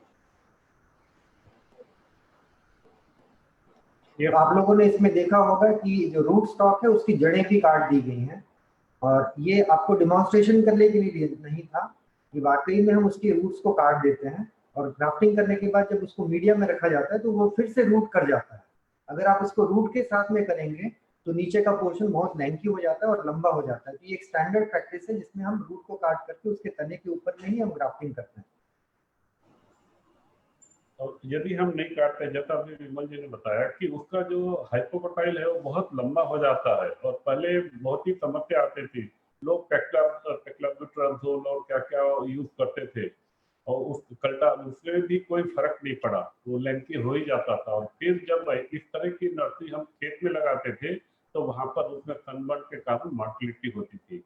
लेकिन जब से रूट कट प्रूनिंग स्टार्ट हुई है उसके बाद से ये बहुत इजी हो गया। आप देख सकते हैं इसमें कि उसका जो हाइपोकोटाइल है कितना हार्ड है, मजबूत है, छोटा है, तो उसका जो साइन भी है उसका भी मजबूती से जुड़ा हुआ है। कुछ एक इसमें शस्त्र क्रियाओं पे हमें ध्यान देना होता है ग्राफ्टिंग को लेकर के। यहाँ पर हम एक वीडियो का लिंक आपको शेयर करना चाहते हैं कि कोई भी वेजिटेबल नर्सरी, अगर वो प्लग नर्सरी है या ग्राफ्टेड नर्सरी है, तो उसको ट्रांसप्लांटिंग के समय पे किन किन चीजों का ध्यान देना है। आप लोग इसको बाद में आराम से देख सकते हैं। ये लिंक अगर अभी आप कॉपी ना भी कर पाए तो पूरा प्रेजेंटेशन हमने अपलोड किया हुआ है हमारे वीएनआर नर्सरी की वेबसाइट पे, वहां से भी आप इस लिंक को देख सकते हैं। जो प्रिकॉशंस की हम बात कर रहे हैं, नॉर्मली टोमेटो यहाँ पर आप देख रहे हैं बैगन के ऊपर में ग्राफ्ट किया हुआ है, और ये जगह है जगदलपुर बस्तर, जहाँ पर की जमीन का पीएच मान एसिडिक है, 5.5 से लेकर के 6 के बीच में है, और वहां पर बहुत ज्यादा राल्स्टोनिया यानी कि बैक्टीरियल विल्ट का बड़ा प्रॉब्लम है, निमेटोड्स का प्रॉब्लम है। और इसके लिए जो रूट स्टॉक यूज किया गया है वो बैगन का एक हाइब्रिड रूट स्टॉक है जो दोनों बीमारी से रेजिस्टेंस देता है। मगर किसी कारण से अगर ये पौधा गिर करके जमीन की मिट्टी को छू जाएगा तो आपने भी देखा होगा कि टमाटर के तने से नई जड़ें बन जाती हैं जो मिट्टी से उस पैथोजन को पिक कर सकती है और पौधा मर सकता है। तो जहां पर डिजीज के कारण हम ग्राफ्टिंग कर रहे हैं वहां पर एक नेसेसरी चीज है कि हमें मल शीट का उपयोग जरूर से करना चाहिए। तो आगे आप देख सकते हैं कि मल शीट का उपयोग किया हुआ, और यहाँ पर ऊपर का टमाटर का पौधा नीचे की मिट्टी में कहीं भी नहीं लग रहा है। कई दफे ऐसा होता है कि जब हम ज्यादा हाइट पे ग्राफ्टिंग करते हैं, जो कि कुछ जगहों पे आवश्यकता होती है, तो नीचे के रूट स्टॉक से लेटरल बड्स निकलती है जिसको हमें समय समय पे हटाना पड़ता है। और कुछ डूज एंड डोंट्स हैं जो एग्रोनॉमिक प्रैक्टिसेस हैं कि लंबा नर्सरी नहीं होना चाहिए, अगर हो गया है तो ट्रांसप्लांटिंग करने के साथ ही उसको आपको स्टेकिंग करने की जरूरत है। अगर आप स्टेक नहीं करेंगे छोटा सा तो वो प्लास्टिक के ऊपर में गिर करके प्लास्टिक की गर्मी के कारण में मुरझा जाएगा। तो आप देखेंगे छोटा सा बांस या कुछ भी सपोर्ट दे करके हम उसको शुरुआत में खड़ा रख लेते हैं। वीएनआर ने अपनी तरफ से कैसे प्रयास किए कि ग्राफ्टिंग टेक्नोलॉजी पूरे देश में फैले, उसकी हम कुछ चीजें बता रहे हैं आगे में। हम लोगों ने प्रयास किया कि जो भी तकनीक हम लोगों ने सीखी है उसको हम लोग कंटिन्यूसली वेजिटेबल नर्सरी ग्रोवर्स को, फार्मर्स को हमारे यहाँ पर ट्रेनिंग दे करके उनको इस टेक्नोलॉजी को हम ट्रांसफर करें। और सबसे पहला हमारा जो हमने ग्राफ्टिंग किया था ब्रिंजल का, उसको हमने ट्रांसप्लांट किया हुआ है। आप देख सकते हैं डेट 2008 में, और ये 2009 की बात है जब हमने फर्स्ट फील्ड ट्रायल्स किए जगदलपुर बस्तर जैसे सुदूर एरिया में जहाँ पर बैक्टीरियल विल्ट का बहुत बड़ा प्रॉब्लम है।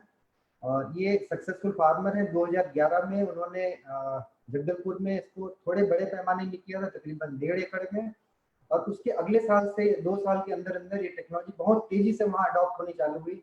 और 2014 की फील्ड्स आप देख सकते हैं, और ये बैगन का उसमें फ्रूटिंग देख सकते हैं कि रूट स्टॉक जो कि सोलेनम टॉर्वम है और बहुत ही विगरस है, तो बहुत अच्छे से वो प्लांट को सपोर्ट करता है। ये उसके प्रोड्यूस आप देख सकते हैं। और अद्भुत बात ये थी कि वहाँ का वातावरण इतना अच्छा है, साल भर वहाँ पर क्रॉप होती है। लगभग 13 महीने की क्रॉप में एक आदिवासी किसान ने जो ईल्ड लेवल्स वहाँ पर लिए 0.69 एकड़ में उसने लगाया था, उसने 115 टन हार्वेस्ट किया है। जब उसको एकड़ में हम कैलकुलेट करते हैं तो 167 टन आता है।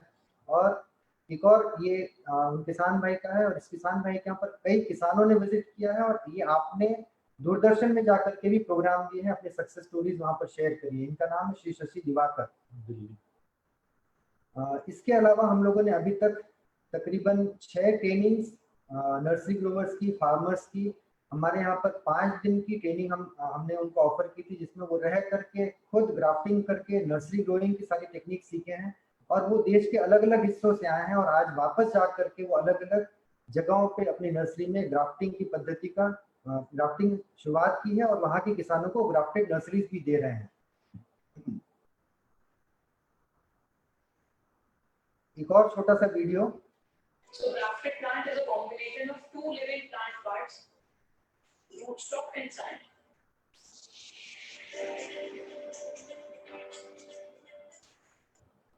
हम लोगों का प्रयास ये है कि जितनी भी तकनीक हमने जगह जगह से सीखी है वो सारी चीज़ों के हमने YouTube एजुकेशनल वीडियो बनाने की कोशिश की है और इसके लिंक आपको www.vnrnursery.in/training/ में मिलेंगे। ये हम लिंक्स तकरीबन 3 महीने के अंदर में सारे के सारे अपलोड कर देंगे। तो जो भी किसान भाई या नर्सरी ग्रोवर वेजिटेबल ग्राफ्टिंग में इंटरेस्ट रखते हैं वो इस वेबसाइट पे जा करके धीरे धीरे करके सारी चीजें खुद ही सीख सकते हैं और अपने यहाँ पर कर सकते हैं। उनको इतने दूर आने की आवश्यकता नहीं है ट्रेनिंग लेने के लिए। अगर हम सक्सेस स्टोरीज की बात करें तो ये शशि दिवाकर की सक्सेस स्टोरीज है जो मैगजीन्स में छपी है। ये श्री रमेश भाई करके हैं, इन्होंने उसी साल जिस साल पे शशि दिवाकर ने लगाया था 2.5 एकड़ में बैगन लगाया था ग्राफ्टेड, तो इन्होंने 189 टन का 1 एकड़ में ईल्ड लिया था।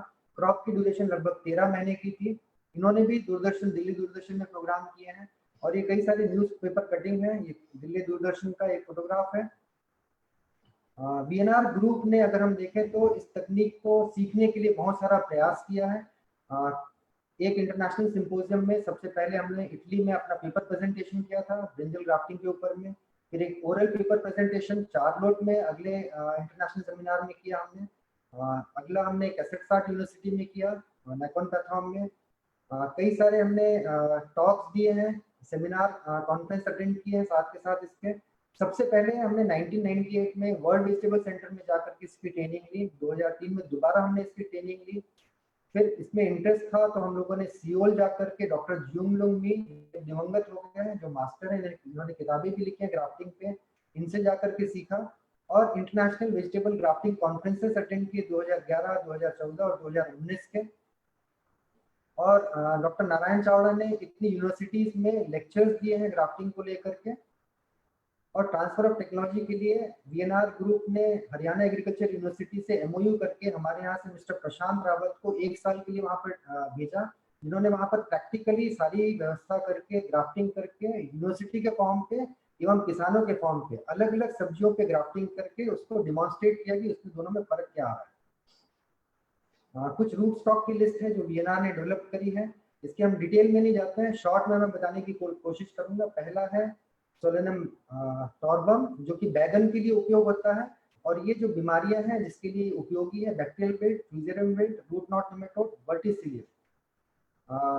इसके बाद में अगला है जो ब्रिंजल का रूट स्टॉक है जो टमाटो में यूज होता है और ये root stock bacterial wilt, fusarium wilt, root knot nematode और वर्टिसिलियम विल्ट के लिए कारगर है। कैप्सिकम और मिर्च में जहाँ पर भी नमी ज्यादा है, pH कम है, वहाँ पर फाइटोप्थोरा रूट रॉट का बड़ा प्रॉब्लम है और कुछ जगहों पे बैक्टीरियल विल्ट का भी है। उसके लिए गार्शिया के नाम से एक रूट स्टॉक है जो कि मिर्च में आप यूज कर सकते हैं और कैप्सिकम में यूज कर सकते हैं। इसके अलावा सिट्रुलस एमरस करके एक रूट स्टॉक है जो हम वाटरमेलन के लिए यूज करते हैं, जो fusarium wilt, root knot nematode ये दोनों के लिए रेजिस्टेंस प्रदान करता है। और कुकुमिस मेलो के लिए समरफिड नाम का एक रूट स्टॉक है जो कि एसिडुलस मेलन और स्नैप मेलन फूड जिसको हम कहते हैं इसको क्रॉस करके बनाया गया है।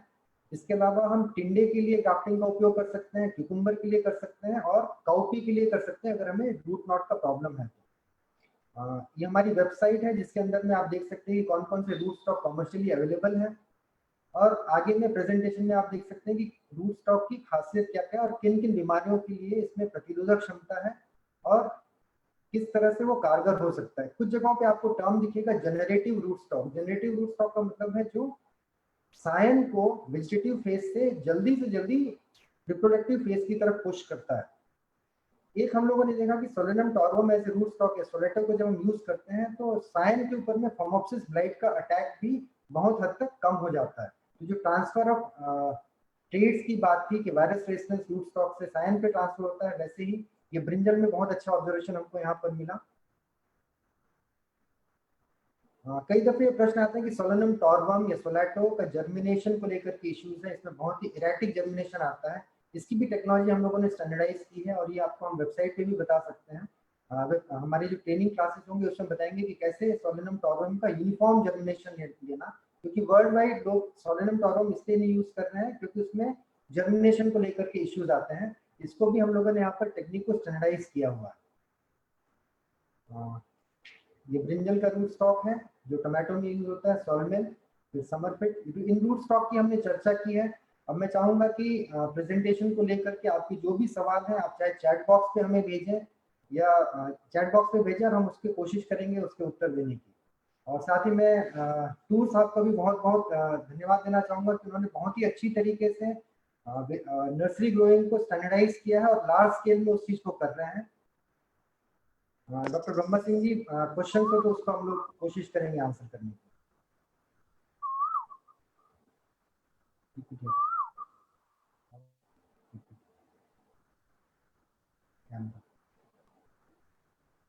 सचिन साहब, सर जी मेरी तरफ से भी तीनों स्पीकर को बहुत बहुत धन्यवाद दे दो। आप जरा बोलो। Yes, sir. पहले सम अप करो फिर धन्यवाद का बात आएगा। Sir, thank you, Dr. Narayan Saab. Thank you very much for giving a very informative, practical webinar and information. Thank you very much, Dr. Narayan Chawda, sir. Mr. Vimal Chawda, sir, thank you very much for giving a very informative information. Brahma, sir. Where is Mukul, sir? Sir thank you. There are जो भी questions आए थे sir उनका सभी questions का chat में answers दिए गए हैं, तो thank you very much for that also. Now I request our INA secretary Mukul Tyagi sir की give a vote of thanks. Thank you very much sir. Sir over to Mukul Tyagi sir. Okay sir, thank you. Indian nurseryman association की तरफ से मैं सभी का, viewers का और विशेष तौर से जो हमारे लेक्चर रहे हैं, आज के स्पीकर रहे हैं, बहुत बहुत धन्यवाद अदा करना चाहूँगा। मिस्टर हरबीर सिंह टूर साहब, हाईटेक हरबीर नर्सरी जो कुरुक्षेत्र से, बहुत अच्छा बिल्कुल प्रैक्टिकल दिया। हमें तो बहुत पहले भी ज्ञान कुरुक्षेत्र से ही मिला था, महाभारत काल में कृष्ण जी ने दिया था। अब कोरोना काल चल रहा है तो हरबीर जी बहुत बहुत धन्यवाद आपका। और मिस्टर नारायण चावला जी और विमल चावला जी ने बिल्कुल प्रैक्टिकल और बहुत सरल तरीके से ग्राफ्टिंग के बारे में समझाया। बहुत बहुत धन्यवाद। इंडियन नर्सरीमैन एसोसिएशन आपका आभारी है। और मैं सचिन जी का हमारे कहने की चाहूँगा कि हमारे भीष्म पितामह डॉक्टर ब्रह्म सिंह जी का भी बहुत बहुत धन्यवाद। सभी व्यूअर्स का धन्यवाद। Thank you very much sir बोलिए सर, प्लीज सर। सबका बहुत बहुत धन्यवाद, खास करके स्पीकर्स लोगों का कि वो हमारी रिक्वेस्ट को उन्होंने सुना और फिर हमको लाभान्वित किया। बहुत ज्यादा मेरे विचार से जितने भी व्यूअर्स हैं सबको मजा आया होगा। और जो फर्दर इंफॉर्मेशन चाहते हैं, हमारे तीनों स्पीकर ने खुल करके बोला है कि आप उनको कांटेक्ट कर सकते हैं, उनकी वेबसाइट पे जा सकते हैं, सवाल पूछ सकते हैं। और यदि कुछ भी नहीं होता है तो इंडियन नर्सरी मैन एसोसिएशन तो है, आप उस पर क्वेश्चन लगाइए, हम मदद करेंगे, बताएंगे। INA बताएगा आपको, मदद करेंगे। और मेरा रिक्वेस्ट तो ये है कि जो नर्सरी मैन वेजिटेबल नर्सरी से डील कर रहे हैं, क्योंकि आज का विषय वेजिटेबल नर्सरी का ही था, यदि वो इंटरेस्टेड हैं इस तरह की नर्सरी का बिजनेस करने के लिए, तो आप इनको दोनों को अब अपनी रिक्वायरमेंट समय के मुताबिक दे सकते हैं। मुझे उम्मीद है कि ये आपकी रिक्वायरमेंट पूरा करेंगे यदि इनको एडवांस में बता दिया जाए। और यदि आपके पास कुछ है तो ये भी आपसे नर्सरी लेकर के अपने यहाँ से हो सकता है, आदान प्रदान का हुआ है। यही हमारा वेबिनार करने का मकसद है। मेरे विचार से ये मकसद किसी हद तक आई थिंक पूरा होगा और हम लोग इसी तरह से करते रहेंगे। और डॉक्टर साहब, एक निवेदन और करना चाहूंगा आपके माध्यम से। हम इंडियन नर्सरीमैन एसोसिएशन की तरफ से एक प्रोग्राम हम करना चाहेंगे, ट्रेनिंग प्रोग्राम, तो उसके लिए भी कृपया आप इनसे आप रखिएगा। अरे आप डायरेक्ट कर सकते हैं, ये बहुत ही लार्ज हार्टेड लोग हैं। और ये मैंने पहले भी बताया, आप इनका ये देखिए, बोलिए बोलिए बोलिए विमल जी, बोलो बोलो विमल जी, बोलो। हमारा जो पूरा उद्देश्य था कि शुरुआत में जो हमें लगा कि ग्राफ्टिंग बहुत ही स्ट्रॉन्ग टेक्नोलॉजी है, बट उसकी टेक्निकलिटीज को लेकर के इसमें कॉम्प्लिकेशन थे, तो हम लोगों ने इसमें पिछले कई सालों से कोशिश देख ले आगे, इसको easy करने इधर की आगे कोशिश की, इसको आसान करने की कोशिश की। ये बाप है बेटा है। कई देशों में अभी भी लोग स्ट्रगल कर रहे हैं इसके स्टैंडर्डाइजेशन को लेकर के। एक तरीका ये है कि हम धीरे धीरे सीखें चीजों को और उसको हम 20 साल के अंदर में अडॉप्ट करें। हमारा प्रयास है कि हम तेजी से इस टेक्नोलॉजी को डिसेमिनेट करें। जो भी लोग सीखना चाहते हैं, फर्स्ट ऑफ ऑल तो हम सभी को हम यहाँ वेलकम करते हैं सीखने के लिए। अगर नहीं भी आप आ सकते हैं, टाइम का कंस्ट्रेंट है या आने जाने में भी नहीं आ सकते हैं, तो हमारा प्रयास है कि सारी ट्रेनिंग प्रोटोकॉल जो 5 दिन की है उसको बहुत ही अच्छी तरीके से हमने यूट्यूब बना करके हमारे वेबसाइट पे हम लोड करेंगे। आप उसको देख करके डू इट योरसेल्फ वाली जो बात कॉन्सेप्ट है आज की तारीख में, आप उसको आसानी से सीख सकते हैं, अपने यहाँ पर कर सकते हैं। हमारे यहाँ पर प्रोफेशनल की नर्सरी है जो करीब 10-12 लोगों की है, जो ग्रेजुएट और पोस्ट ग्रेजुएट है। आप कभी भी कोई क्वेश्चन हमको पोस्ट करें हमारी वेबसाइट के थ्रू या हमारे मेल आईडी पे, हम उसका निदान करने की कोशिश करेंगे। हमारा प्रयास है कि इस टेक्नोलॉजी को हम तेजी से अपने कंट्री में अडॉप्ट करें, और मुझे लगता है कि आने वाले 10 सालों में तकरीबन 5 से लेकर के 10% तक का एरिया जहाँ पर भी स्ट्रेसेस है वहाँ पर ग्राफ्टिंग वेजिटेबल्स की तरफ में जाए। Hello, okay sir. Mukul ji, आप अपने लोगों को मोटिवेट करके फायदा उठाइए। हमारे यहाँ मैं निवेदन करूंगा हरबीर जी से, इनको बहुत लोग इनके यहाँ से पौध लाए हैं, मिर्च की, बैगन की लाते हैं, तो हम चाहेंगे कि एक ग्रुप बना के फार्मर्स का और अपने नर्सरी मैन का हम आपकी नर्सरी विजिट भी कराएंगे कुछ क्षेत्र में। हरबीर जी वेलकम है सर। हाँ जी सर, हेलो। हाँ जी सर, आप आइए, मेरे पास आइए। हेलो सर, सुन पा रहे हैं? जी जी, हाँ, सुन रहे। मैं डॉक्टर साहब से आपका नंबर वगैरह ले लूंगा, तब आपसे संपर्क करूंगा। नहीं, नंबर अगर कहो तो मैं अभी दे देता हूँ, बाकी आप आइए मेरे पास। सारी जैसे मेरा जो सीजन होता है अक्टूबर से अप्रैल तक, जो मेरा सीजन होता है पूरा पीक पर होता है, तो हर वीक में मेरे पास कोई ना कोई फार्मर्स की कृषि विज्ञान केंद्र के थ्रू और हॉर्टिकल्चर के थ्रू 2-3 बसें भर के आती हैं।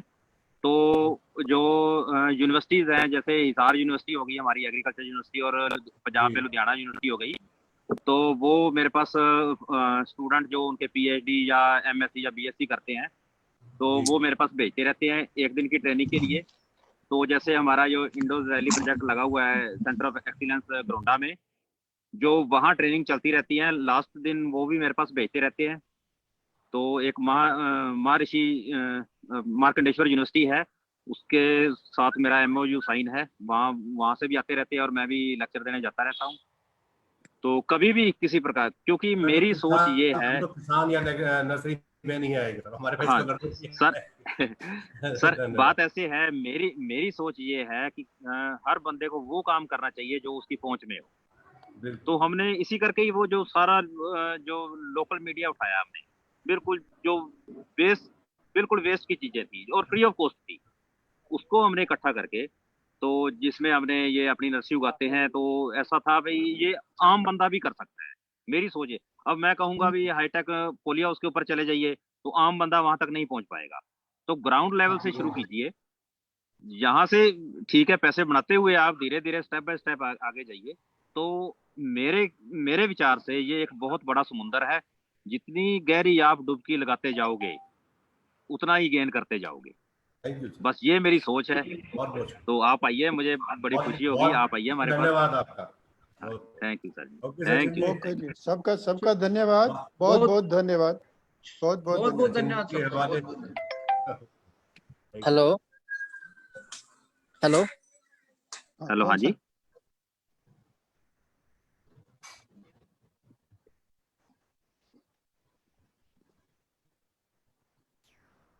Hello hello sir, I want to get a vegetable grafting course. How will I get it, sir?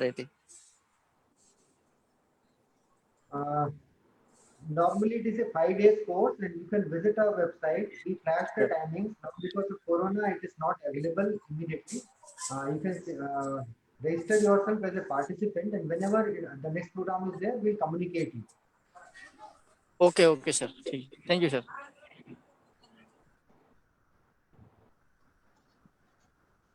चलो, thank you very much to all of you, thank you very much, thank you. Thank you. Thank you.